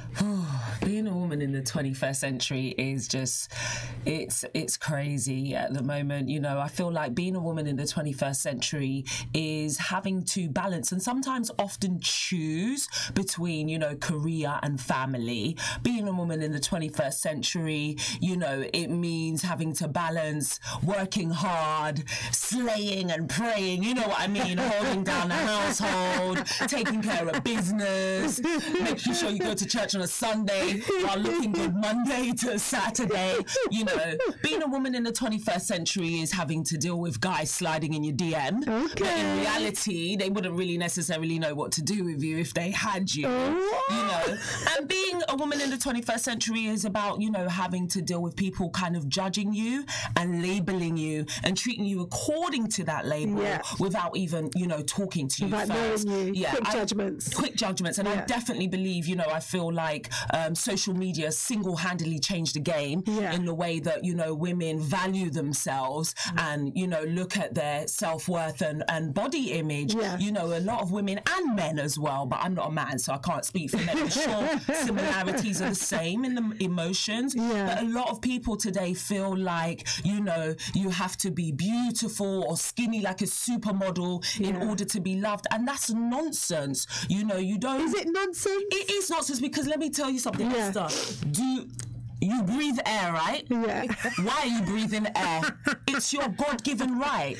And that's the same as being loved. Being loved is your God-given right. So why do we as women have this perception then? Where does that come from, that we feel we have to look a certain way to be able to be valued and loved? Like I said, social media, just media, the advent and the development of media and how it's gone digital, online, on the internet, it's changed you and I things. being in media as well, do you have that pressure to feel that you have to look a certain way? Yes and no. Like, definitely when I'm on TV, I'm not going to come on TV without my wig off, although I'm going to cut my hair soon. I'm just saying that right now. I'm going back to natural. I'm going to do a #1. I'm tired of wearing these wigs. But I'll definitely wear, you know, makeup and stuff like that. But on a day-to-day, like now, I don't have any makeup on. You can see on our live YouTube stream. And I don't want to put myself under that pressure when I'm not working, you know. So I love that you took your glasses off. Yeah. Now I can see your eyes because I like to tell her. Thank you for doing that. I'm not hungover, by the way. I just, you know, it was sunny outside. But I love the vibe. You brought some energy. And then Ijoro, let's talk about you. So your story was that you were diagnosed with cancer, breast cancer. And what age were you when you were diagnosed with cancer? I was 38. 38. So just before you. Okay. And what was the process? Talk me through how that came about. Okay, so it was really a sharp pain that took me to my GPs, and that's how come I knew something was wrong. Yeah. Because I'm up and about, you know, so I would never have known anything was wrong with me. And my GP didn't think anything serious about it, but she said, I would refer you. You know? And once I got in there, the specialist said to me that I don't think it's a friendly lump, but we need to test it. And that's where my journey of breast cancer began. Now, it never even occurred to me, you know, that it would be breast cancer, but of course I was in the breast clinic, so everything around me was talking, you know, breast cancer, and I was pretty sad, and I started to cry, and that's how, you know, they did all the tests, and then I found out that I had first stage breast cancer, thankfully. Now, even though I knew something was wrong, because sometimes I develop boils, but I knew this one wasn't a boil, and it was so around the breast area. No, just in general. In general. So, but I knew this one wasn't a boil, and it was the first time I was having it in that section as well. And I'd gone to Nigeria for 2 weddings, even though I knew something was wrong. But I just thought, you know what, I planned this trip. I don't know what this is, but I'm just going to go have fun, come back. So I had to put on that brave face. And by the time I came back, I think the lump was about maybe 17 days old as well. And it was an aggressive one, as they said it was. I think because of the age as well, it was pretty young, they said. So you then found out, you took the necessary steps. Thankfully, it was a stage 1. And then from that, what then happened? I had to go in for surgery to take out the lump.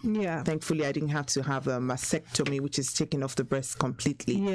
And after that, they did biopsy for me to make sure that they knew the kind of cancer they were dealing with. And I had a nurse assigned to me who talked me through, which was really, really helpful, because information is something that you require when you have any ailment, really. And sometimes we don't really read, as it were. And they gave me this pack. Initially, I thought to myself, I'm just going to have, you know, faith. How can I have this? It's not, you know, going to happen to me. And I chucked it away. But after a while, I realized that, you know what, you've been diagnosed. You're going to go through this. So I picked up the pack and I read everything. So I knew what to expect. I knew what to believe for, to say, okay, no, you know what, I'm not going to go through with this. They told me my hair was going to fall off. They told me that, you know, even your eyelashes, that's when I knew how important it was. Everything was falling off. My eyebrow as well was thinning out as well. But I was kind of like, you know, strong. Did you have people around you? Did you tell your family immediately? Oh, yes, my family.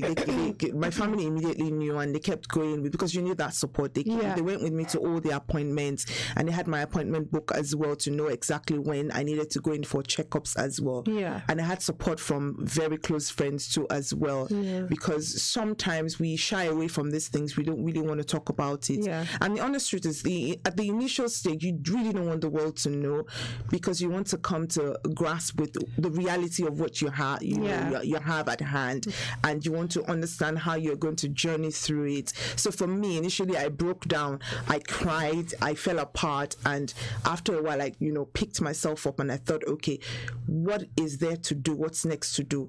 And I made sure that I had a great time. It was a difficult situation, but I had a great time. So and kept your joy up. Yeah, and you know, sometimes when I talk about it and I laugh, one of my friends that came to see me says to me, I'm actually upset with you. I'm thinking, why? She said, you're laughing, you're making it look like it's easy. I said, well, that's the choice I made, you know, and that's what helped me throughout the journey. And I didn't want anyone, you know, around me sad. I didn't want want anyone sad as well. I had my family there. I needed that support as well. Even when my cousin washed my hair and, you know, the chunk came off, it fell off. She burst into tears, and that's when I started to cry, because for me, I had hopes that this hair would grow back, and this is it today. And I'm so, you know, grateful that I've got it back. Yeah. So thank you. You know, so how many years ago was that? This was 2012. Okay. And this is 2018, and it grew back by 2014. I think I had it back. Well, I went on the journey of trying to keep it natural, because I wanted to keep, you know, chemicals out, because I had done a lot of research on food, on things to eat, what to do. So I'm like, no, I'm not going to use this, no makeup, no this, no that. But after a while, I just thought, you know, this is so harsh. I can't keep up with this natural hair. I have to go and, you know, straighten this hair, you know, get going with life. And it was a great journey, because I discovered a lot about myself as well. I understood what it meant to rest. I understood what it meant to eat well. I mean, I come from a family that you can easily put on weight. That's the honest truth. So it's an ongoing war for me, having to keep, you know, my weight down, because it's part of the things that could cause you to be ill. And it doesn't have to be breast cancer. It could be anything else. So it's an ongoing struggle. So I just have to kind of like keep at it. And, you know, breast cancer is scary. Even the word, you know, cancer alone. I just thought, you know what, God, I'm just dead. I don't know what I'm going to do next. But when you have hope, when you have faith, you can forge through any, you know, difficult situation. And that has been my story, really. That has been my journey. Fantastic. So, you know, Tora, we've heard her story, how moving that is, and you just think, like, the things we worry about. I just like sitting here you say, you know, like the words breast cancer, and I enjoyed myself, and I'm just thinking, well, what have I been doing this whole time? Then I get upset, you know, when my eyeliner is out of place and stuff like that. So it's such an amazing and inspiring story, you know. Because we focus on the things that are so not necessary, and people are going through so much more, another pain, and trying to deal with things day to day. Yes, because after breast cancer, the things that used to matter didn't matter to me anymore. So for me, life needs to be at its simplest, because I could have died, and that would have been it. And do you think before that, as women, do you think we overthink everything? I think we do. Or just with people in general? Yes, we do. We worry too much. We worry too much. Were you under any stress before you found out? Was your body under any stress, or was just...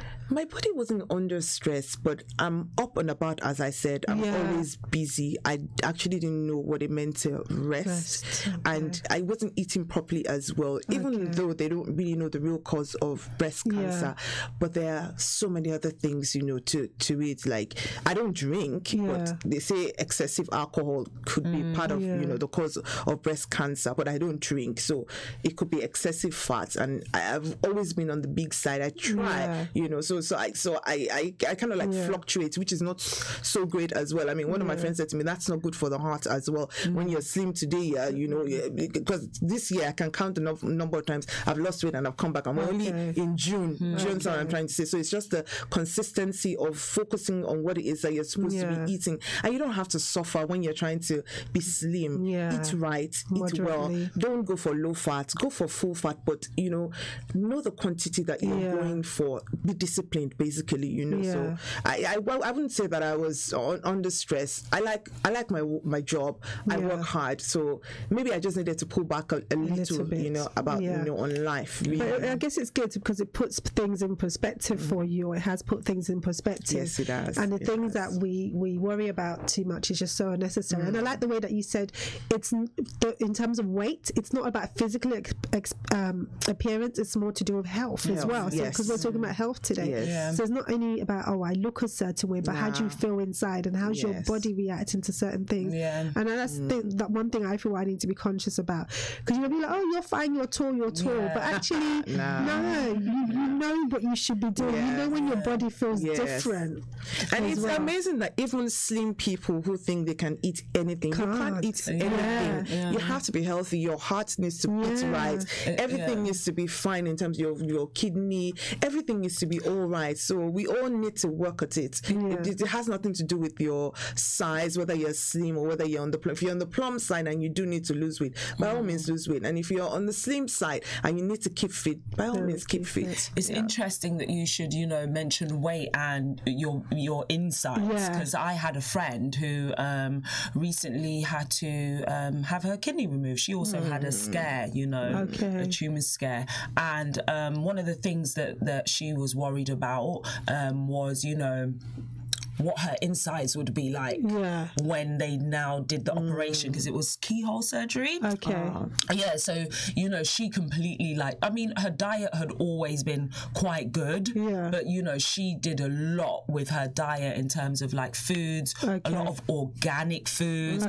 She started ordering things online, stuff you couldn't really find in the stores or going to certain particular stores. And when the doctors went in, they literally said it took what can sometimes take 2 hours or more, took 40 minutes, because she literally had no fat. So it's interesting, and I thought it was just really interesting that people even surgeons and stuff will be concerned about what somebody would look like on the inside. You never think about that. Are your organs going to be stuck together? Is there going to be too much fat around them? So it is something you really definitely need to be when there's too much fat, they would even tell you that they can't have surgery. You'd have to lose weight to a certain size before they can do that. Okay. And you both come from Nigeria, actually. You're based in Nigeria. So what are you based in Nigeria? No, I'm not based in Nigeria. I'm based there. But you're based in Nigeria. You're based in Nigeria. So in terms of body image and fat as well, that has evolved, right? You're laughing. Let me tell you something. So I came from, that school of thought, or growing up, where the bigger or the more robust you were, the more attractive. The more attractive you are, the more influential you are, the more richer you are. You're seen as this person. But so I went there thinking, okay, it's cool, because I've never really been skinny. Okay. Yeah. So were you bigger than what you are now? I fluctuate. I fluctuate. So the heaviest I've probably ever been is a size 18 to 20. Wow. Yeah, and the slimmest I've been is a size 8 to 10. Okay. And I sit somewhere in between that. Now I'm 12 to 14. Okay. So I went there thinking there's going to be these fuller shape women. Gonna fit up. Girl, forget that one. Like I said, the internet has changed everything.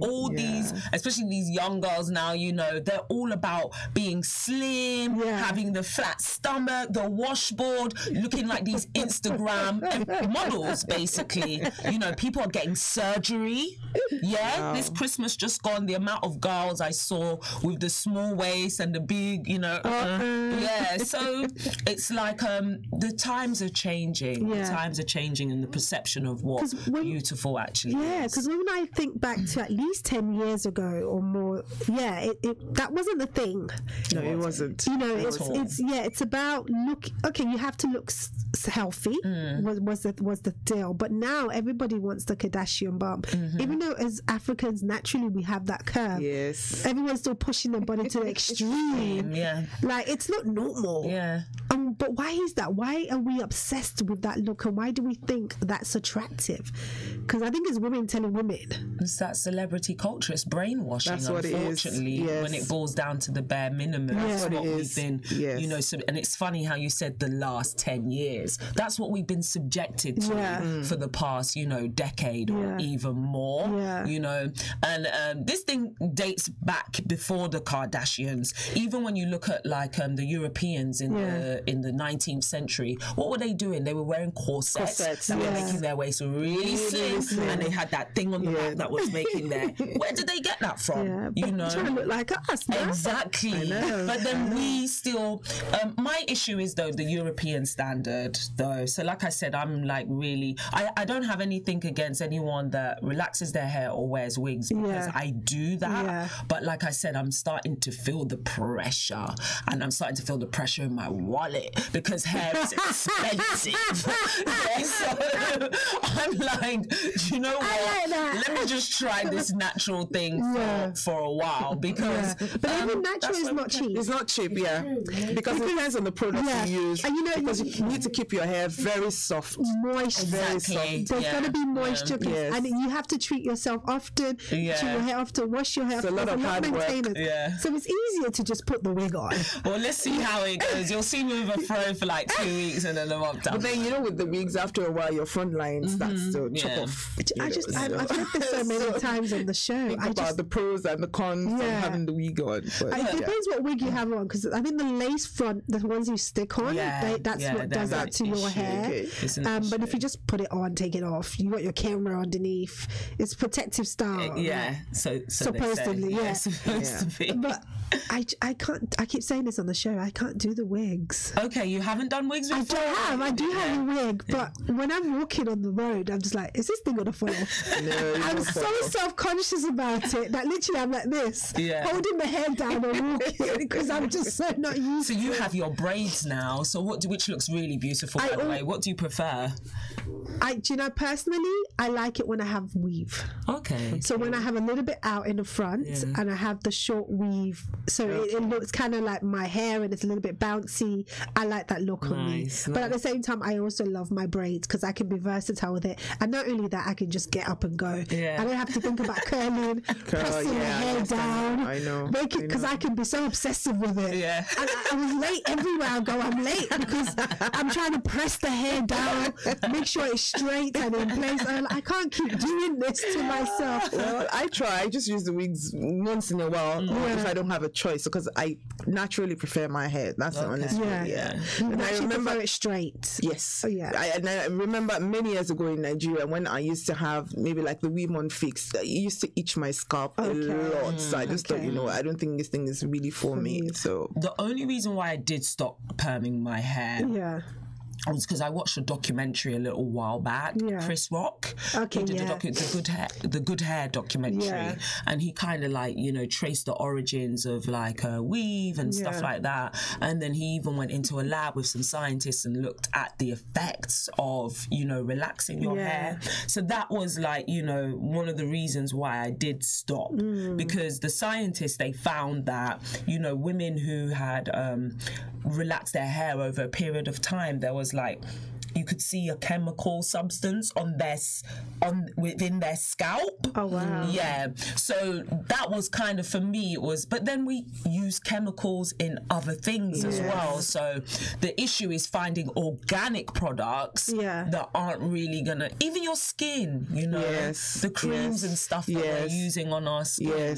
That's the challenge I think we find in the 21st century. And it's funny how these products, they're targeted at women. And they're expensive. And not only that, black women, we spend a lot of money on products, don't we? do. But I think, where do you think that in terms of image, because for me, I can remember as early as, I think I was 12 or 13 when I first got my relaxer, and I almost fainted because it was so strong. And I grew up in Nigeria as well, so it was that week, every 2 weeks or every week you go get your hair washed, you get it braided up, cameraed nicely, and that was the look for the young girl.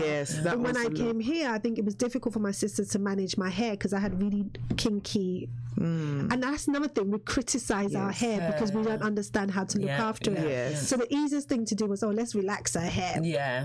I was like, what is going on here? She never touched my hair after that, because literally I almost fainted. And then from there, they started giving me Jerry curls. Because Jerry curls is just easy to just, you just put the gel on and you just go. But from as early as that age, I can remember having chemicals in my hair. And that's always been the look that I was used to in terms of that was my ideal of beauty. I felt comfortable as opposed to having Afro pops or having, you know, and where do we get that from? And why do we feel that relax? Because you feel relaxing your hair is easier, but really, if you were just to straighten your hair, it's been the same effect. I don't think so. It was hard. Honestly, maybe I wasn't using the right products, and I wasn't willing to put that, you know, work into it, the effort into it. Yeah. My cousin loves to make hair. But I don't really like to. So I just thought it was too much work. Even this one, I have to make sure I make sure that it's a Jamaican that, you know, retouches my hair and everything, because they know how to look after their hair. So. I love it. You are Jamaican. You know. Yes, I make sure that they look after my hair for me, and I'm happy. So I'm happy to spend that money on it. But why? Well, I was quite. Was that politically correct? Probably not, because it's a way that we actually describe other cultures as well. Yeah. That was such a Nigerian way to describe a Caribbean person. This is a Jamaican, right? We have a producer who is Jamaican. No, if my mum saying it, she said that Jamaican. You have to add that accent, you know. That Jamo, exactly. You know. Sorry to every Jamaican that's listening. That we were describing you in that way. So why do you prefer a Caribbean person to do your hair as opposed to an African? It feels for me that that's what they're built to do or made to do, and their passion towards it. It's just amazing. Relax hair. Not just to relax hair, to fix my hair generally. Okay. Your hair won't break, it won't fall off. You watch it grow back, because mine started to thin out after a while because I wasn't, you know, looking after it the way I ought to. Would you not say it's based on the hairdresser? Because different people know how to look after hair. Some hairdressers are actually trained to know your hair type. I have a hairdresser I've been going to for years, and Priscilla's Ghanaian, and she knows my hair, and that's the thing, I don't play with my hair. Once I know what hand is good for my hair, then you stay with them. So one person does my weave, one person does my braids, and that's my go-to. Because there's different pressure, different pressure that people apply. So I don't think it's necessarily culture or people's where they, you know, growing up, I would definitely use, like, you know, a Caribbean or Jamaican, a Caribbean person for like my weaves and straightening my hair, and then the braids and stuff. That's when I would go to African or Ghanaian. Yes, I would. But one thing I would say is, no matter whether you're African or whether you're Jamaican, the experience is always the same. It's long. It's long. Okay? Yeah, that's the truth. It's always long. Oh my God. So sometimes I wake up and I tell my hairstylist that, can you be there for 7 a.m. just because I want to get through it, even though this is all she's doing. But you know, they just have this passion. So sometimes I'm thinking, okay, I'm just going to go back home. I'm going to put it under the scarf because I need to be in the kitchen. But you know, I just leave her because she's happy. So she touches it, she says, I'm just looking. I'm thinking, okay. Can I say something, ladies, about the whole natural hair thing? Because I'm currently embarking on a natural hair journey, which I'm probably going to be, I will be documenting it on my YouTube channel, Tora TV, cheeky plug. But the thing that I want everybody to try this who has natural hair, because it's absolutely changing my way of thinking and how I deal with my hair. Do the hair strand test. Okay. Check the porosity level of your hair. So what you do, I recently did this. I did this last week. I went and spent a whole bunch of money on products based on this one simple test, which is you take a strand of your hair and you put it in a glass of water. And the notion is that if that strand of hair, just one strand of, you don't need anything else, if that strand sinks to the bottom, then you have high porosity hair. What does that mean? It means basically your cuticles are so wide and open that it absorbs moisture, and you tend to have very dry hair, which is what I had. No matter what I put in my hair, it was like this thing was like brittle, dry. It makes it hard to comb, hard to do anything. So you use certain products products based on that. Then if it floats to the top, you have low porosity hair, which means your cuticles are very small, and what you'll find is any liquid or oil tends to sit on top of your hair, and then there's an in-between, which is a normal. So based on that, you can now find the products that are good for you. You have to Google it and check it out. I'm not an encyclopedia. I don't know everything about it. I'm going to be documenting the journey on my YouTube channel, but trust me, I've just gone and bought a whole bunch of products based on this, and I've seen it work. I've done a bit of research and I've seen it work with my own eyes for other people. So please, if you've got natural hair, try that. Fantastic. And, take let's go on a quick break. Consider that life wasted. Consider the heart of the family ripped apart. Consider the potential never realized.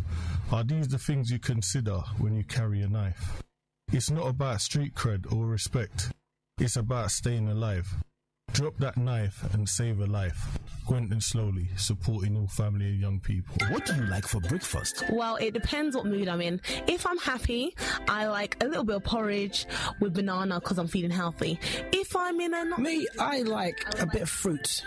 Nice apples, sliced apples. I love a cinnamon and raisin bagel, some scrambled eggs, and a... I say nice English bit. Salad, fruit and orange. I like wholemeal bagel with a bit of cream cheese on it and some bacon and then some avocado, and on the side I like to have fried egg with bacon with baked beans, toast. I normally take my cocoa. Yeah, I'm a Ghanaian. I'm a typical Ghanaian, so I like my cocoa. I'm not too sure. I normally don't eat breakfast.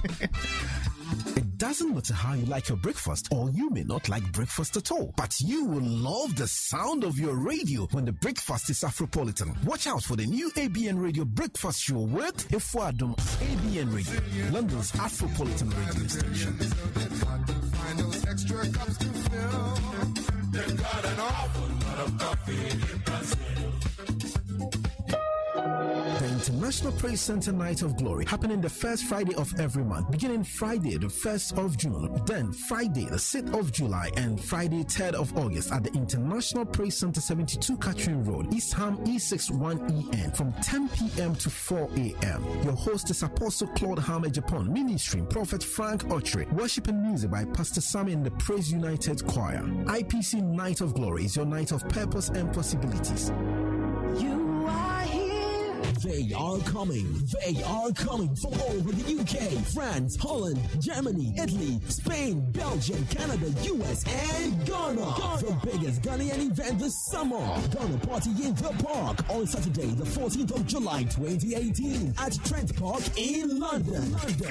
From 12 noon, happening at the Ghana Party in the Park. Live music, food, Jabber Chiefs, cultural dances, fun fair rides, plus many more. Mom, dad, auntie, uncle, bring the kids along with you. Tickets on sale now at aquabauk.com. For more information, call, text, or WhatsApp 077-337-91988 or follow us on social media at Aquaba UK on all platforms. Sponsors: Hey Global, World Remit, GCB Bank, Unity Link, Royal Air Maroc, Tobico Shipping, Fontour Solicitors, and ABN TV. Ghana Party in the Park on Saturday, the 14th of July, 2018. One amazing day bringing the family together. It's one of the most prestigious events in the UK calendar. Our goal: recognizing and celebrating excellence within the British Ghanaian community. This July, Guba is celebrating 2 days of entrepreneurship and awards. On Friday, the 13th of July, 2018, from 10 a.m. to 4:30 p.m. Join us for the entrepreneurship seminar. Then on the second day, a celebration of excellence, Guba Awards 2018. That's Saturday, the 14th of July, from 5:30 p.m. to midnight. It's the time of the year for us to network, meet the stars, and celebrate our great future. The venue: the luxurious Intercontinental Hotel O2, 1 Waterview Drive, Greenwich, London, SE10 0TW. His Excellency, the President of Ghana, Nana Addo Dankwa Akufo-Addo, will be our special guest of honor. Grab your tickets now from www.guberawards.co.uk. Dress code: black tie or traditional only. For sponsorship opportunities, just email email george@gooberawards.co.uk or call 079-569-45360. Goober Awards 2018, celebrating excellence. The Goober Awards 2018 is proudly sponsored by Ecom Ghana. Welcome back to the Discourse with me, Esther Alade, and this is the social and political cultural talk show on ABN Radio, and that's London's Afropolitan station. And I'm here with you until 10:30 now this morning. I've got the go-ahead to extend because we've got the lovely Joro and Tora here, and we are talking loads. And the topic today is, what does it mean to be a woman in the 21st century? And we've been focusing on health and body image. And conversation has been good.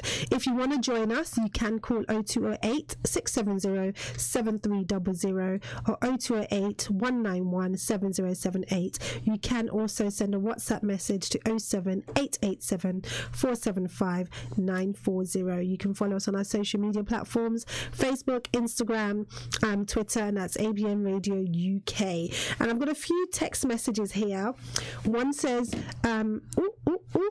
go Tora.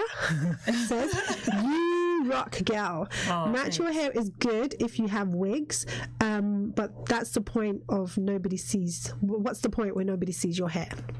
Yeah, true. Because we want to see all the natural hair, don't we?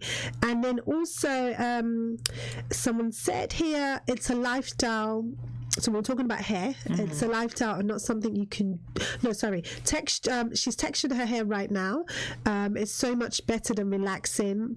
She's been natural for the last 6 years, but with 2 kids and a demanding job, you just can't keep up with the maintenance. Your hair does not define you. True. And also it depends on the demanding job you have. So whatever type of job you have determines what time you have to spend with your hair, doesn't it, as well? And then before the break, we spoke about how long it takes to do our hair, sitting in hairdressers for so long. And Jora says she lets her hairdresser know, I'm coming in 7 o'clock in the morning because I don't want to sit there all day.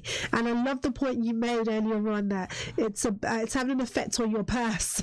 The maintenance of it, the amount of money it's not cheap at all. It's not cheap to look after our hair at all. So Ijora, we're going to go back to you in regards to your health story, because we are talking about health and body image. Yes. So you got diagnosed with breast cancer back in 2012, and then you survived it, thank God. But then you decided to write a book. So how many years after that did you want to write the book? I started writing the book when I was on treatment. I didn't wait for it to be over. Oh, wow. What I initially wanted to do was just to write down the side effects and whatever it was that I was going to experience, like a journal. But then I just felt, God say, write a book. And then I started to put it together. So I hadn't finished treatment when I started to put the book together. Yeah. And it came out in 2014. And I finished treatment the year before. Yeah. And it's on Amazon now. It's called Scars of Hope, and it's not just a book on breast cancer. It's about you just journeying through a difficult time and how you can get through that difficult situation. So you need to have hope, you need to have faith, you need to have courage. You need these 3 ingredients in whatever it is that you go through in life. And so the book is not just about breast cancer. It's just about you being strong, being courageous in the things that you go through, because breast cancer is not something that you'd call a joke. No, it's something that can change your entire world. I mean, some have had mastectomy, which means they'd have to have their breast cut off. But I was fortunate that mine wasn't, it was the lump that was taken out, and then I went through, treatment, both chemotherapy and radiotherapy to, they call it the insurance policy. So I went through all of that, and I'm really glad that I put the book together, because sometimes when I look back on it, I say to myself that actually you went through this. It was a tough time, but I enjoyed myself on the way to where I was going. That's what I did. I went for treatments that were not just going straight to the hospital alone, for the alternative therapies like that to support your medication. So I went through things like having yoga, having Indian head. What did yoga do? when you're on treatment, a lot of things happen to you. You lose your taste buds. You're not sometimes you don't really want to move about. For me, at some point I didn't really want to move about because I could throw up because of chemotherapy. So all of this is meant to help your system function, properly, because you can't really eat too at the beginning of chemotherapy. So you have this grace period in between, maybe like a week before you go in for another cycle again. So all of those things helped when you have those alternative, therapies to help you. Complementary, rather, I've been saying alternative, complementary, therapies to help you. They massage your body. Now, for example, they have to take a portion of your lymph node because it carries liquid all through the body. They need to check if the cancer has spread or not. So if they did that for anyone, it then means you need to be careful. You're not allowed to lift heavy things with that arm, at least for a very long time, or at least at the initial stage. So you just don't want to jump to any therapist and say, I am here for a massage. You need to go to people who understand what you've been through to help you, do all of that.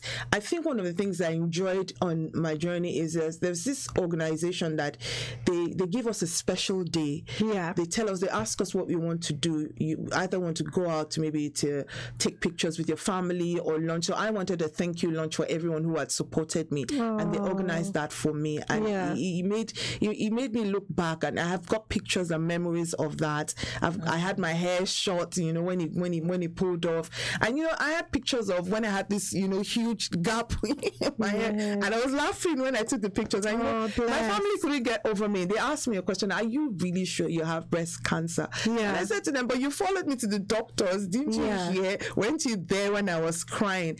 But I was, I had this resilient faith that I was going to make it. I was going to come out of that situation, and that's why I'm here today. That's why I have a book, to encourage anyone out there that you can pass through life. And it's not without having to do a lot of research as well. I needed to eat right, because there are loads of things you can eat to prevent all of these things.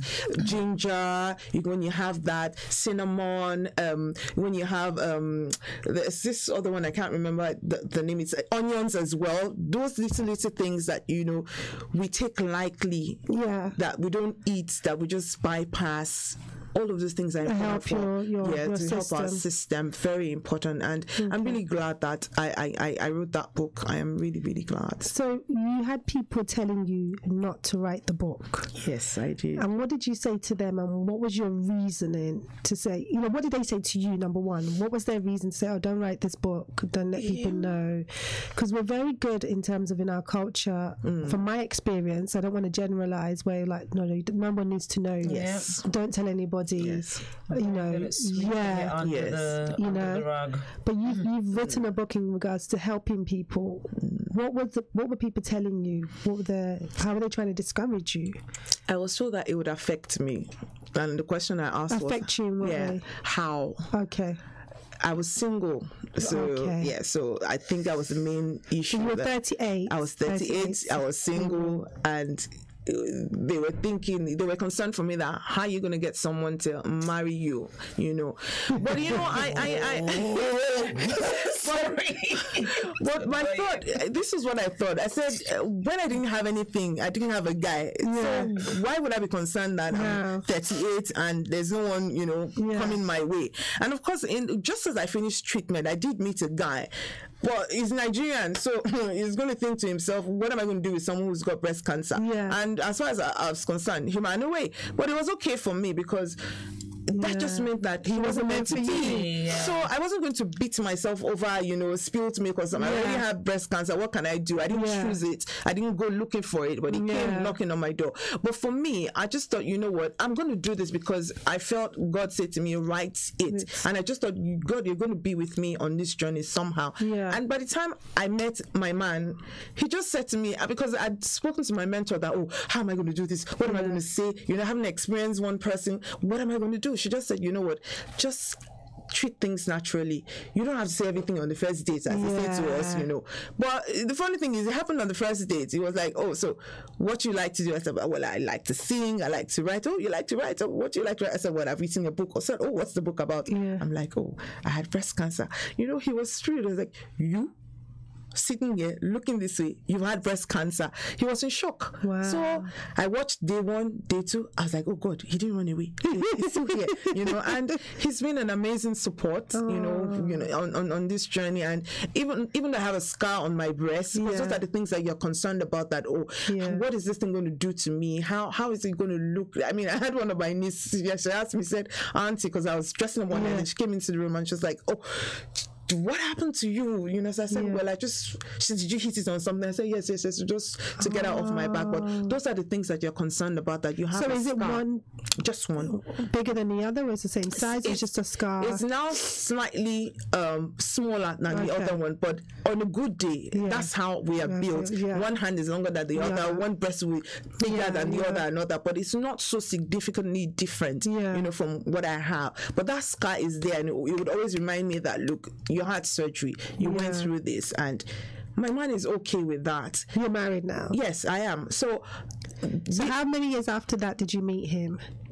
I met him in 2015. So 3 years after. 3 years after, 2015. But the thing is, I was confident, because one of the things I wrote at the back of my book was, because I used one of the scriptures in from the Bible, and I was saying that, God, I know I've passed through this, but I know that you're going to bring my king to me, and I know that I'm going to have children, and I didn't know how it was going to happen. And people used to look at me, and I would laugh. They would say to me, but I'm like, you had that faith. I had that faith, and I'm thinking, he that is down needs fear no fall. I'm already down. I've got breast cancer. So what am I scared of and everything? So I just kind of took the bull by the horn, and I just thought, you know what, God is going to make this happen, and He's done it. So I'm just going to do it for 1,001 people. Just choose the right time. Know when to say things to your man or your woman, because they do need to know these kind of things.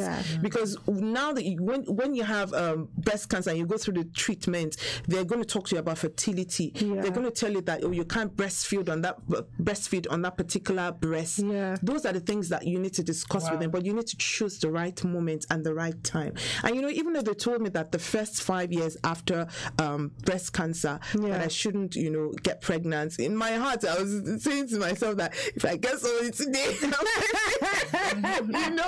just get pregnant and all that. But it was just me just having faith. And I one of the things that really, really encouraged me after my journey was the hospital where they treated me. They didn't believe it was my last circle of treatment, and they said to me that you've done so well, because I had another friend, I met her there, so she became a friend, who was so scared, of taking the treatment, because there's a certain way they need to administer it, and they said to me, could you please talk to her, about it? And I spoke to her, and she came to life, and she was able to go through, that process, and they said to me, maybe you should come here and work here. And really, so and my oncologist, saying he tapped me on the shoulder, he said, you've done so well. You've done so well. So it takes a lot of courage and your desire to overcome, and that's what's helped me. Fantastic. Amazing. What do you think, Tora? First of all, I'm just sitting here in awe of you. I absolutely love your spirit and just your tenacity with being able to deal with all these different things. I think a lot of the things that we face, we're talking about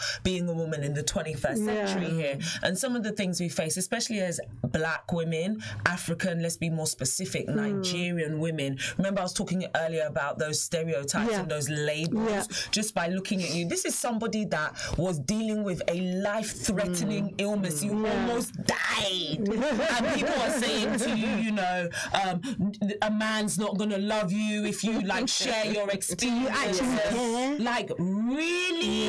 But that's 21st century. It's crazy. That's the mentality. But I guess if that was another century, you probably would have adhered to that. You would have been like, actually, let me just keep quiet, because that's what it's about. But I think somehow we found courage as women. Yes, because I just see the way with culture. I'm not really a cultural person at all. And if it's something that's going to help the next person, why exactly. not? But I feel what's so frustrating about it is, and I don't, I hate to do the gender comparison and the, about men get away with it. But if it was a guy, it wouldn't be an issue. No one's going to say you're not going to get married or you're not going to have kids, they're going to be like, okay, well, you know, or maybe men's different for not speaking out will be a bit, you know, men's reasons for not speaking out will be a bit different. But it's never going to be, you will not marry again or you will not have children or stuff like that. So I think that's what's quite frustrating. You're always having to please men or having to be like, oh, it's all about the man. Don't let people know this, be this, don't be too this, don't be too that, because if you are, you won't find this, you won't find that. But truly, whoever loves you will love you, and what's meant for you is meant for you. And that's something I constantly have to reinforce myself. What is mine, and what is not for me is not for me. So what is mine will not pass me by. Because you get to that stage where you're like, oh my God, when is this going to happen? And I guess you coming into your 40s, because let alone that's late. People already like from 27, if you're not married, there's a problem. It's even 22, 25 now in Nigeria. 22, 23, and you're not married. What are you doing with your life? Yes, and you know what marriage is like in Nigeria is like you've arrived. Even when people are much older than you, once you get married, you become older than they are. And I'm thinking, why? They just add this maturity onto you. It's a sense of responsibility. You're not married, you're not responsible. It's just not right. It's not right. No. But I am also inspired by that story, and you need to read the book. So it's The Scars of Hope, and just doesn't only deal with your health, but also just in general, whatever somebody might be going through. So we can get it on Amazon. On Amazon. Okay, so guys, get it. Scars of Hope, and that was written. I'm sure it was written from the heart because it was something you were dealing with right there and there. Yes, it was. Let's go with a quick news break. ABN Radio, London's Afropolitan radio station. More news, more information. This is ABN News on the Hour. From the Sky News Centre at 10, Theresa May says a deal on the migration crisis reached after all-night talks with EU leaders is positive. Italy refused to give its backing to any business at the European Council in Brussels until states agreed to do more to shoulder the responsibility of caring for refugees. Meanwhile, the Prime Minister's called for Brexit talks to be accelerated. EU negotiator Michel Barnier said within the last hour that he wants that too. Let me mention once again that the time is very short. We want a deal. I'm working for a deal. The time is short, and I'm ready to invite the UK delegation to come back in Brussels next Monday. Police say threats had been made against the US newspaper before a gunman killed 5 people at its offices. Smoke grenades were thrown at the Capitol Gazette's building in Maryland before shots were fired. It's feared wildfires burning on the Pennine Moors could take weeks to put out. Flames broke out yesterday on Winter Hill near Bolton as crews battled a bigger blaze 30 miles away in Saddleworth Moor. Legalising cannabis would apparently raise £1 billion a year in tax. A research group thinks the commercial market would mean savings for police and other public services. Ed Sheeran's being sued for £75 million over claims one of his biggest hits copies a Marvin Gaye classic. Simon English reports. When your legs don't work like they used to before. Let's get it on and thinking out loud. One of the copyright owners of this reckons this is just a bit too similar. Ed Sheeran's accused of copying various elements. Legal documents have been filed in New York. The 27-year-old has previously faced legal action from other copyright owners of the same track, which he denied. And England will take on Colombia in the last 16 of the World Cup. They lost their final group match 1-0 to Belgium last night. That's the latest. I'm Barry Weir. Welcome back to the Discourse with me, Esther Alade. We've extended the show because normally we finish at 10, but I've got 2 lovely guests. We had Ollie on earlier on who spoke about her weight journey, her weight loss journey from £300. Was she £300? She was £300, and she's not even half of her size. She's like 1/4. Yeah, she's really tiny of what she used to be. So she's now influencing women and everything else. She spoke about going to Nigeria for her grandmother's birthday, I think it was. And one thing one woman said to her was like, "Oh, I can see you eat a lot of McDonald's." Oh wow! That would finish me. Yeah. But, you know, it's something triggered in her, and then she went on the weight loss journey, but it was all mental. So starting from the mind and then changing yourself outwardly as well. And I think it's helped her to also focus on her faith as well. So it's brought her closer to God. Yeah. And just knowing about self-esteem as well, that when she was at her biggest, she didn't feel she deserved the best because she let her weight define her as not being enough. And I think we do that sometimes. There's one thing I always say to myself, that comparison is a thief of joy. Yes, it is. Because we're so quick to look at somebody else and say, oh, I like that, I want this. Stop. And that's why I said Instagram single-handedly just changed the game, because people are looking and they're like, oh, I need to be skinny, oh, I need to look like a model, oh, and you're doing it all for like adoration and love, and you don't need that. That's nonsense. We breathe for free because it's our God-given right, and that's just like love. You are supposed to be loved. It's your God-given right, no matter how you look or what size you are. So and there's much more to life, really, to be honest. And that we forget. We do. And I thank you for your story, because your story has actually given us hope. That, you know, you were coming up to 40, which people will consider to be too old and too late, you know, to get married. But then you had a health issue, which even, you know, made you stronger. And then you got married after 40, and you're happy with your husband. You know, God has answered your prayers. That has inspired me. Thank you. Honestly. Somebody's texted and said, yes, ginger, onions, garlic are always in my list. And then she's like, God is good. True. What is yours will always be yours. Amen. And you've been a prime example of that. And then someone else texts, this is from Nigeria. I think, sorry, you're bringing all the Nigerian people. Hey, sorry, big shout out to all the people on Instagram, by the way. I see you guys. You lot are representing. I love you lots. We've got a new Nigerian audience here. Thanks, Tora. Thank you. And he says, hello there. Natural hair is all right now. So I think kind of all right now, I think. She goes, I'm in the big afro stage right now. Haven't checked my porosity yet, but we'll definitely do that. It's also good to use shea butter and coconut oil for natural hair. She said, can you please ask Tora if she knows anyone with natural hair? You know yourself. So you got me. Don't let this blonde wig fool you, darling. When I take it off, it's natural, and it's terrible at the moment. So like I said, I am going to go on that natural hair journey, and I'll be documenting that on my YouTube channel, Tora TV. But I also have a friend, Gigi. She's been natural for about a year now. She does like a slow tapered look, and it was actually her that got me on this whole research about, you know, your porosity and stuff like that, because it's really, I've seen a difference in her hair. And people, when I do see their natural hair, because I ask people, I'm that type of person, like, oh my God, I love your hair, what are you doing to it? And they'll always be like, you know, I take time to moisture and really do it section by section. So and shea butter, we call it ori in Nigeria. Listen, that does everything. Mosquito bites, sun cream. No, but the smell goes off like a minute or two after. I mix mine with coconut oil, and it smells cool. But it cures everything. It's a good natural sun cream, by the way. If you get a mosquito bite, rub a little bit of ori on it, you'll be just fine. Oil as well. Put it on hair, everything. So we love that. We love that.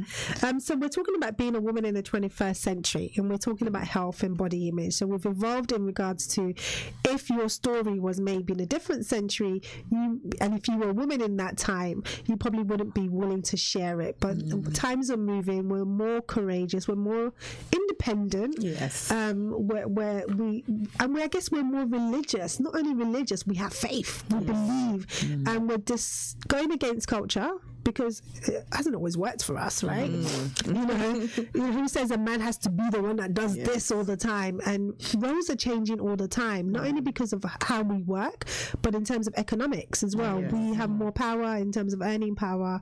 But going back to children who are coming after us, and you talked a lot about social media, how do you think it is for them in terms of body image? Because even I find it hard sometimes scrolling through, but that is their life. Yeah, I don't think that children are actually aware. So I'm a qualified language teacher. Okay. And part of the training that we did was that I taught university students. So they were like 20 something upwards, right? And part of the training we had was like, these kids are digital natives. Yeah. That means they grew up in the digital era. They don't know anything else. So I don't actually think that young people understand the ramifications of what looking on social media does and not having a healthy mind frame about your body and being conscious about body image. And that's why you're seeing a lot of children now, especially in the UK, younger and younger, they're killing themselves. You know, they're suffering from depression, anxiety, and you're also seeing a lot of young children transitioning now. That's the thing. You're seeing like 9, 10, 11-year-olds that haven't even, hit puberty, going under gender trans. I hate to be controversial, but that's what's happening. And I think that is a ramification of the things that they're exposed to, especially they're on their phones and they're going through and they're not understanding that, whoa, this is making me feel a certain way about how I look. So I feel sorry for them. I really do. What about you? What are your thoughts on it?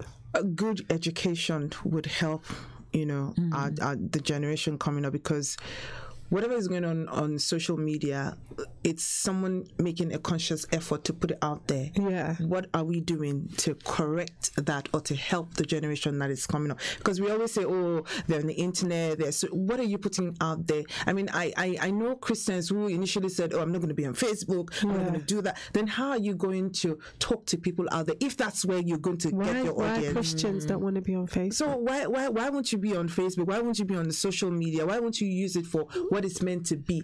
It is to communicate something to someone out there. Why won't you do that? A lot of people are using it to preach the gospel. Exactly. So I just think that educating your children, and it has to start from home as well, educating them, telling them what reality is, and versus what it is that they're seeing on there, and then channeling their minds to people who also are out there, telling them the truth about life, because life is much more than whatever cosmetics that we put out there. There is real life outside that, and that we have to keep saying that to them as well. So I think good education would help them. Okay. So have you guys ever felt your lowest at any time in terms of your body image? For me, what's so annoying, and I've seen a lot of posts on this where it says, Nigerians, please note that saying, oh, you've put on weight is a greeting. We want to hear that. Is there any time you felt like, oh my gosh, what is this person, like someone said something to you and it's actually affected your self-esteem or your image? For me, at times is when I'm dressed up, I'm feeling good, and I'm at a wedding or party and I see one auntie like, and she taps you on the shoulder, you need to lose weight too. You're putting on weight. And you're like, oh, auntie, I'm looking good. I'm feeling good. Why would you put me down at this time? Because I used to be a lot slimmer. Oh, okay. But for me, I keep hearing, oh, you're tall, it's fine. And I feel fine. I love my curves, but I don't need you to remind me of when you saw me 10 years ago. My body has actually changed as a woman, but it does have an effect. Yes. I think mine has been from childhood. Like I said earlier, in my family, you have the tendency of being big. So even when I was in primary school, they'll look at me and say, this big girl, you're still in primary school.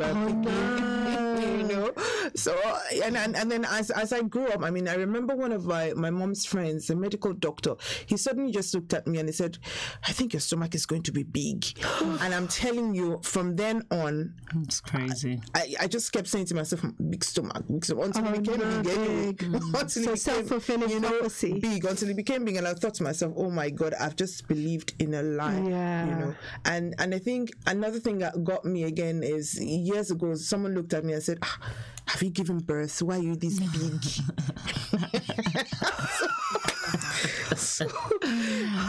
Anyway, was it a woman? Of course, it was a woman. Why do they do that to each other? It's a woman, and I'm thinking, okay, But I think, what was your response? You just kind of laughed and sometimes you're in shock when you say this. So I just looked and I just thought, okay, no problem. But I think the only reason why for me I would control my weight now is just because it's health related. And apart from that, another thing is when people ask me, what size do you wear? I'm always confused because I could put on weight in a week. And that's it. I can put on like 3 pounds in a week, and I wouldn't know what size. What triggers it? Does it your eating just becomes different?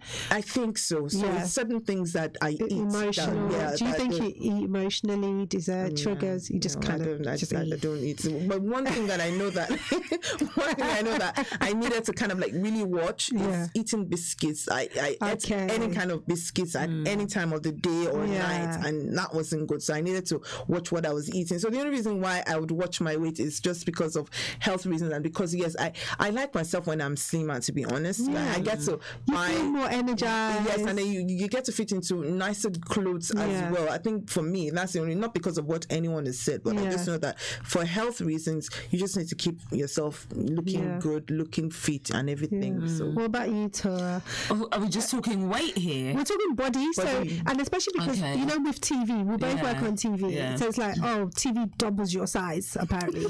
So, funnily enough, when I got into TV, I was told that I need to lose weight. I was directly told that I need to lose weight, and I didn't actually realise how much of an effect it had on me until I was talking to my friend one day, and she was like, well, actually that's had an effect on you, because at first I was like, I don't care, whatever, I'm happy the way I am, but subconsciously it does have an effect on you. The thing with me, I'm like you, Ejiro, my weight has always gone like up and down. It fluctuates. I'm a complete monster when it comes to food. I have no chill. I love food so much. But the thing is, you do have to be conscious about, health-wise, I don't at this moment in time, I don't necessarily mind how I look, more so how I feel inside. So like, I know, for example, when I eat a lot of sugar, I am tired. Like, I'm not even tired, I'm tired.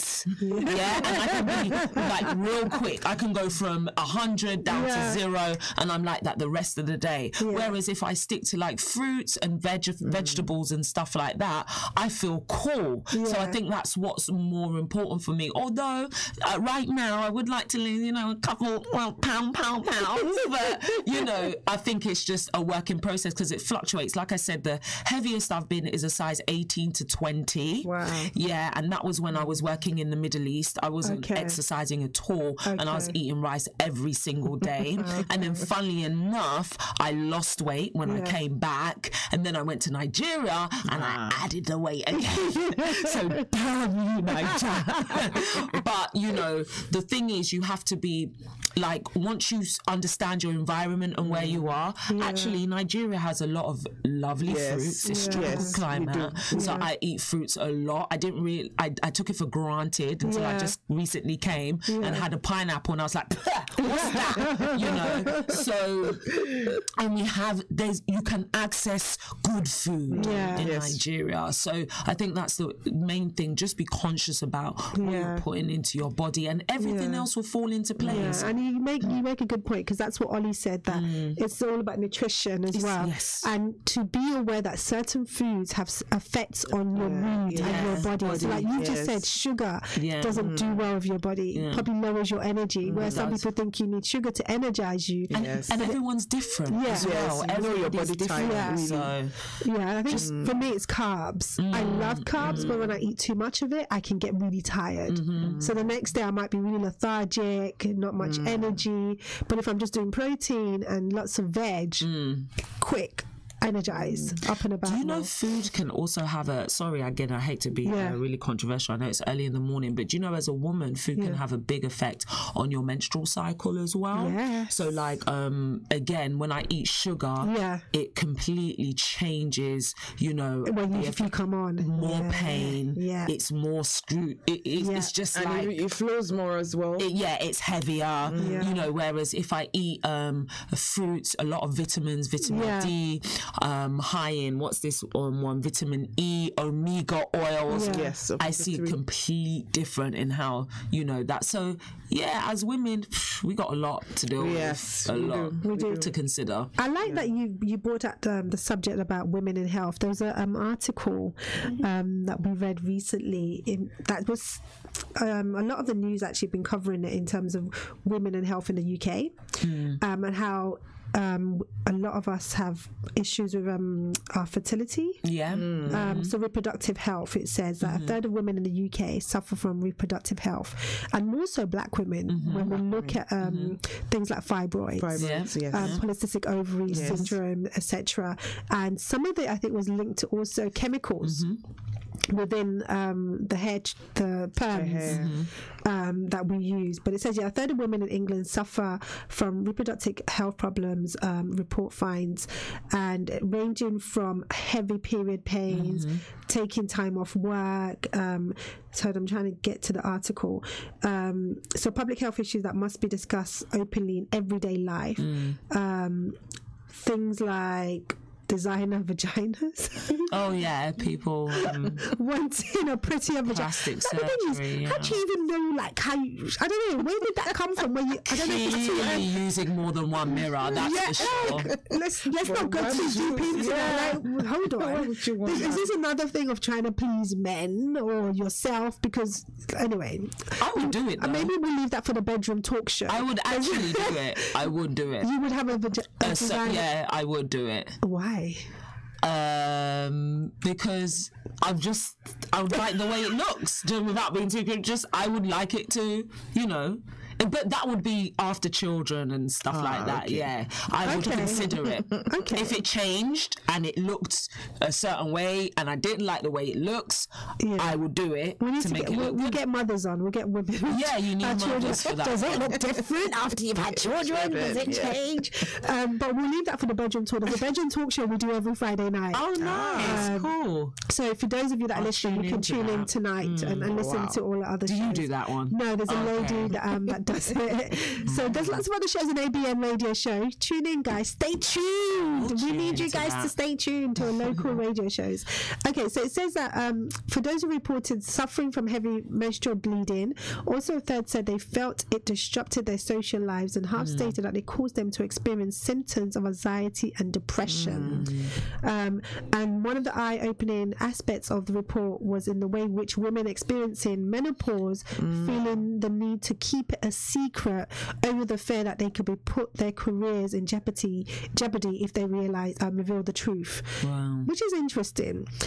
Previous research carried out by a team at the University of Nottingham discovered that 12% of women have taken time off work due to menopause symptoms, with 90% given a false reason to the employer to explain their absence. So as people women don't understand.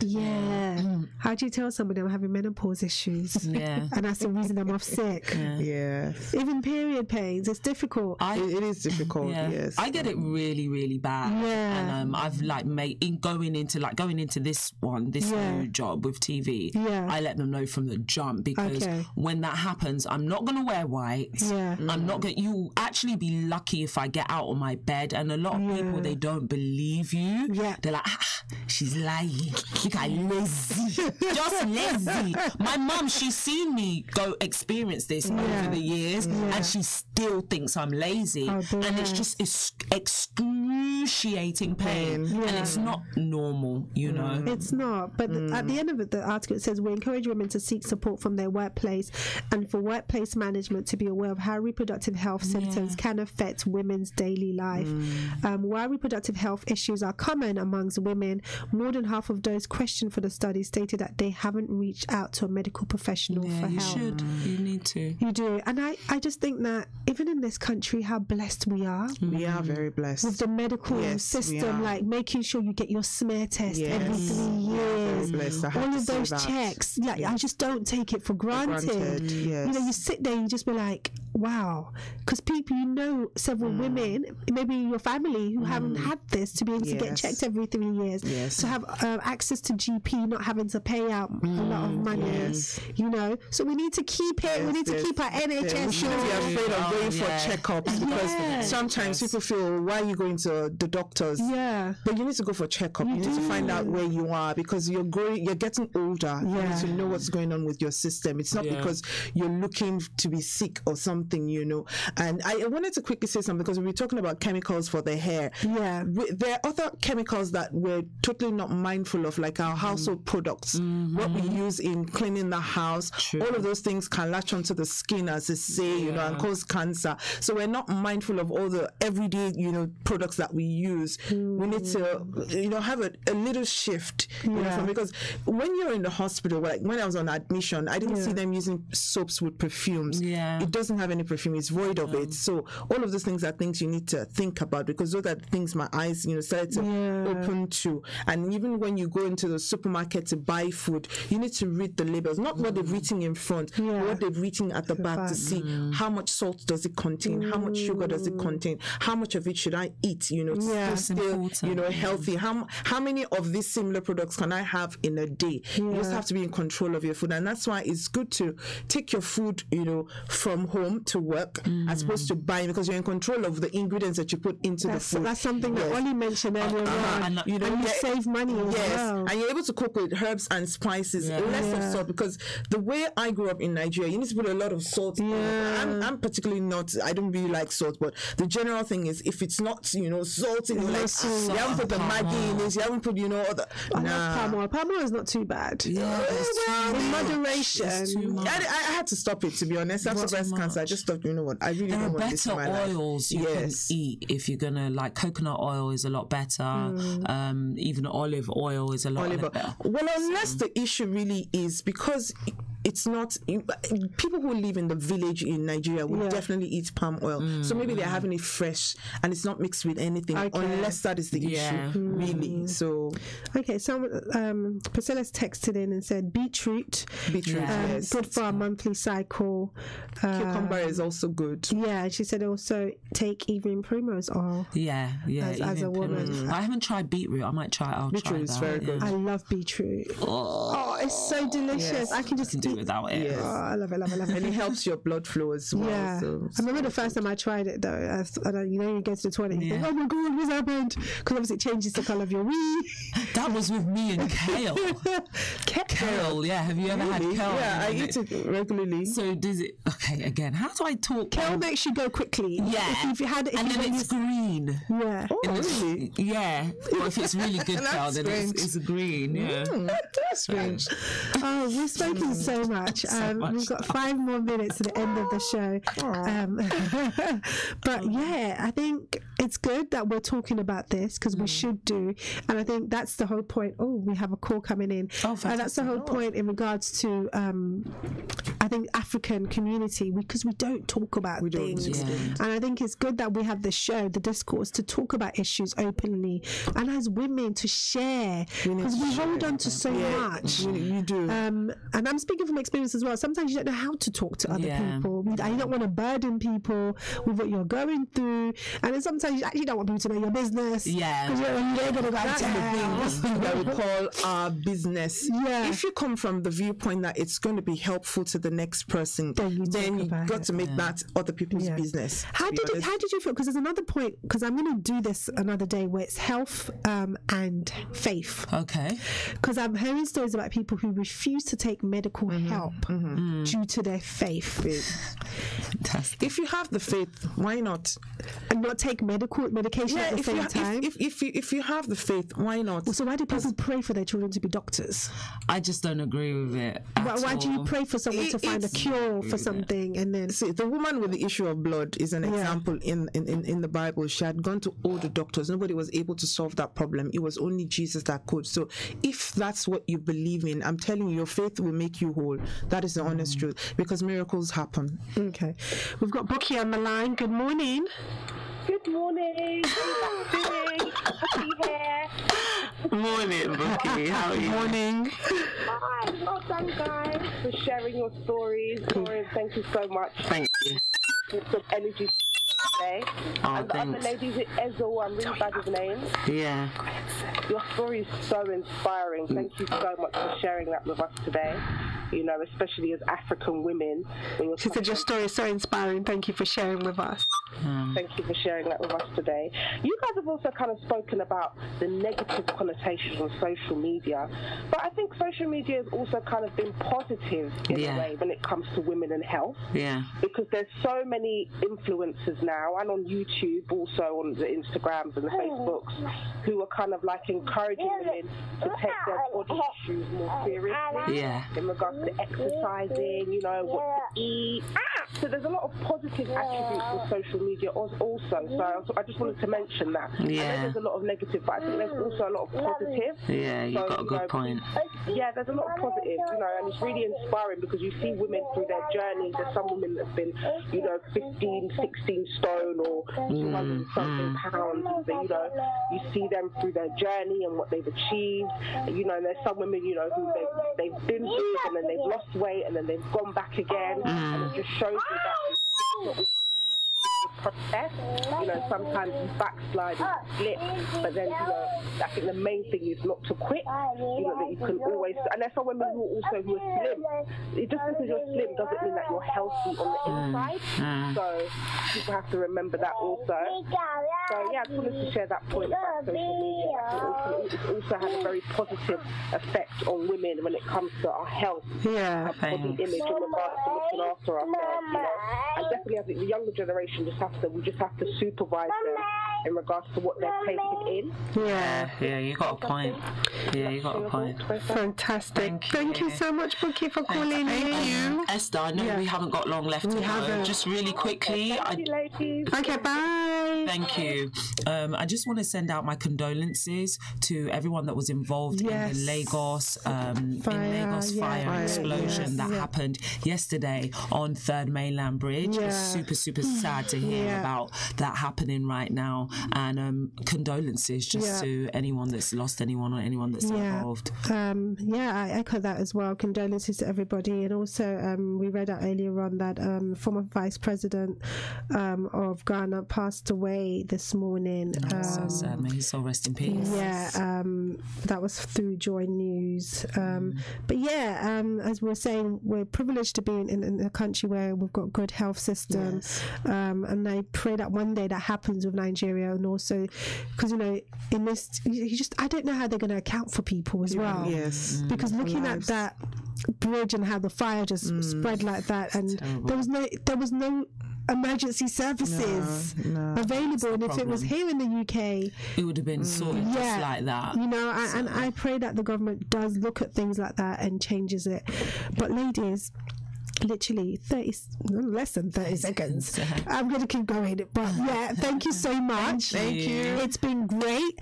You guys have really inspired me. I loved your energy, Tora. Thank you, Joro, for sharing your story. Very inspirational. It's given me hope, given me faith. Coming up to a certain age, and you're not rich yet. Don't worry, soon. But it's about marrying right. So it's not even about marrying right, rushing and not being happy and putting on marrying at the right time as well. Marrying right. I like that. You know, that's my new catchphrase. You gotta marry right, girl. You know, what is mine is mine. What is for me will not pass me by. So we hold on to that, and you know, and in terms of body image, love yourself first. Walk in confidence, walking in faith, knowing that everything is going to be fine. We've got to believe it, affirm it, and just do our own journey. You know, every three of us, all four of us are very different, but we all have something that we're giving to the world. So it's not about comparing, but working in your own journey, knowing what you are here for, right? And as women, let's go on and cheer each other on. Let's not, next time I see you, I won't say, oh, you put on weight. Are you pregnant? Aunties, all the aunties listening, please, when I come back, don't tell me I put on weight because I've been eating McDonald's, okay? Don't forget to follow me on Instagram, Ejiro_Deme. On Facebook, it's Ejiro Deme, and my book is available available on Amazon. It's called Scars of Hope. Amazing, yeah. Love it. I'm Tora Olaya, TORAOLAIYA. That's my website, my YouTube handle, my social media handles, everything. So hope to connect with you guys. Fantastic. And this has been ABN Radio, The Discourse with me, Esther Alade. I'm usually here with you 7 a.m. to 10 a.m. every Friday, but we specially extended the show this morning for this lovely ladies, because that's what happens sometimes. We've got to continue the conversation because we've got to keep it going. I just need to clarify, because I think somebody's asking me, I just need to clarify exactly who passed away. It's the former vice president, and his name was Amisa Arthur. I'm just going to get the details up again so I can clarify that. But yeah, thank you so much, ladies. It's been great, and do follow them. Get the book, Scars of Hope. Did you bring a copy for me? I forgot. Can you imagine? I forgot. I could have had a lovely sign. I could have had a lovely sign. Don't worry, I'll get it posted to you. I want my signed copy, or I want myself. But don't worry, I'll get it, and then you can sign it for me. But I'm very encouraged. And Tora, how can I watch? Are you still on Yeah. So basically, if you're in Nigeria, I come on Africa Magic Urban Channel 153 every Monday at 9:30. It's a show called 53 Extra. It's a lifestyle magazine TV show. If you want to watch outtakes, you can go online. If you're here in the UK, check out Africa Magic and just follow the shows. It's called 53 Extra. I'm also got my own channel on YouTube, Tora TV. So check that out, and you can check out my website, www.toraolaya.com. Olaya. Let's put it out there.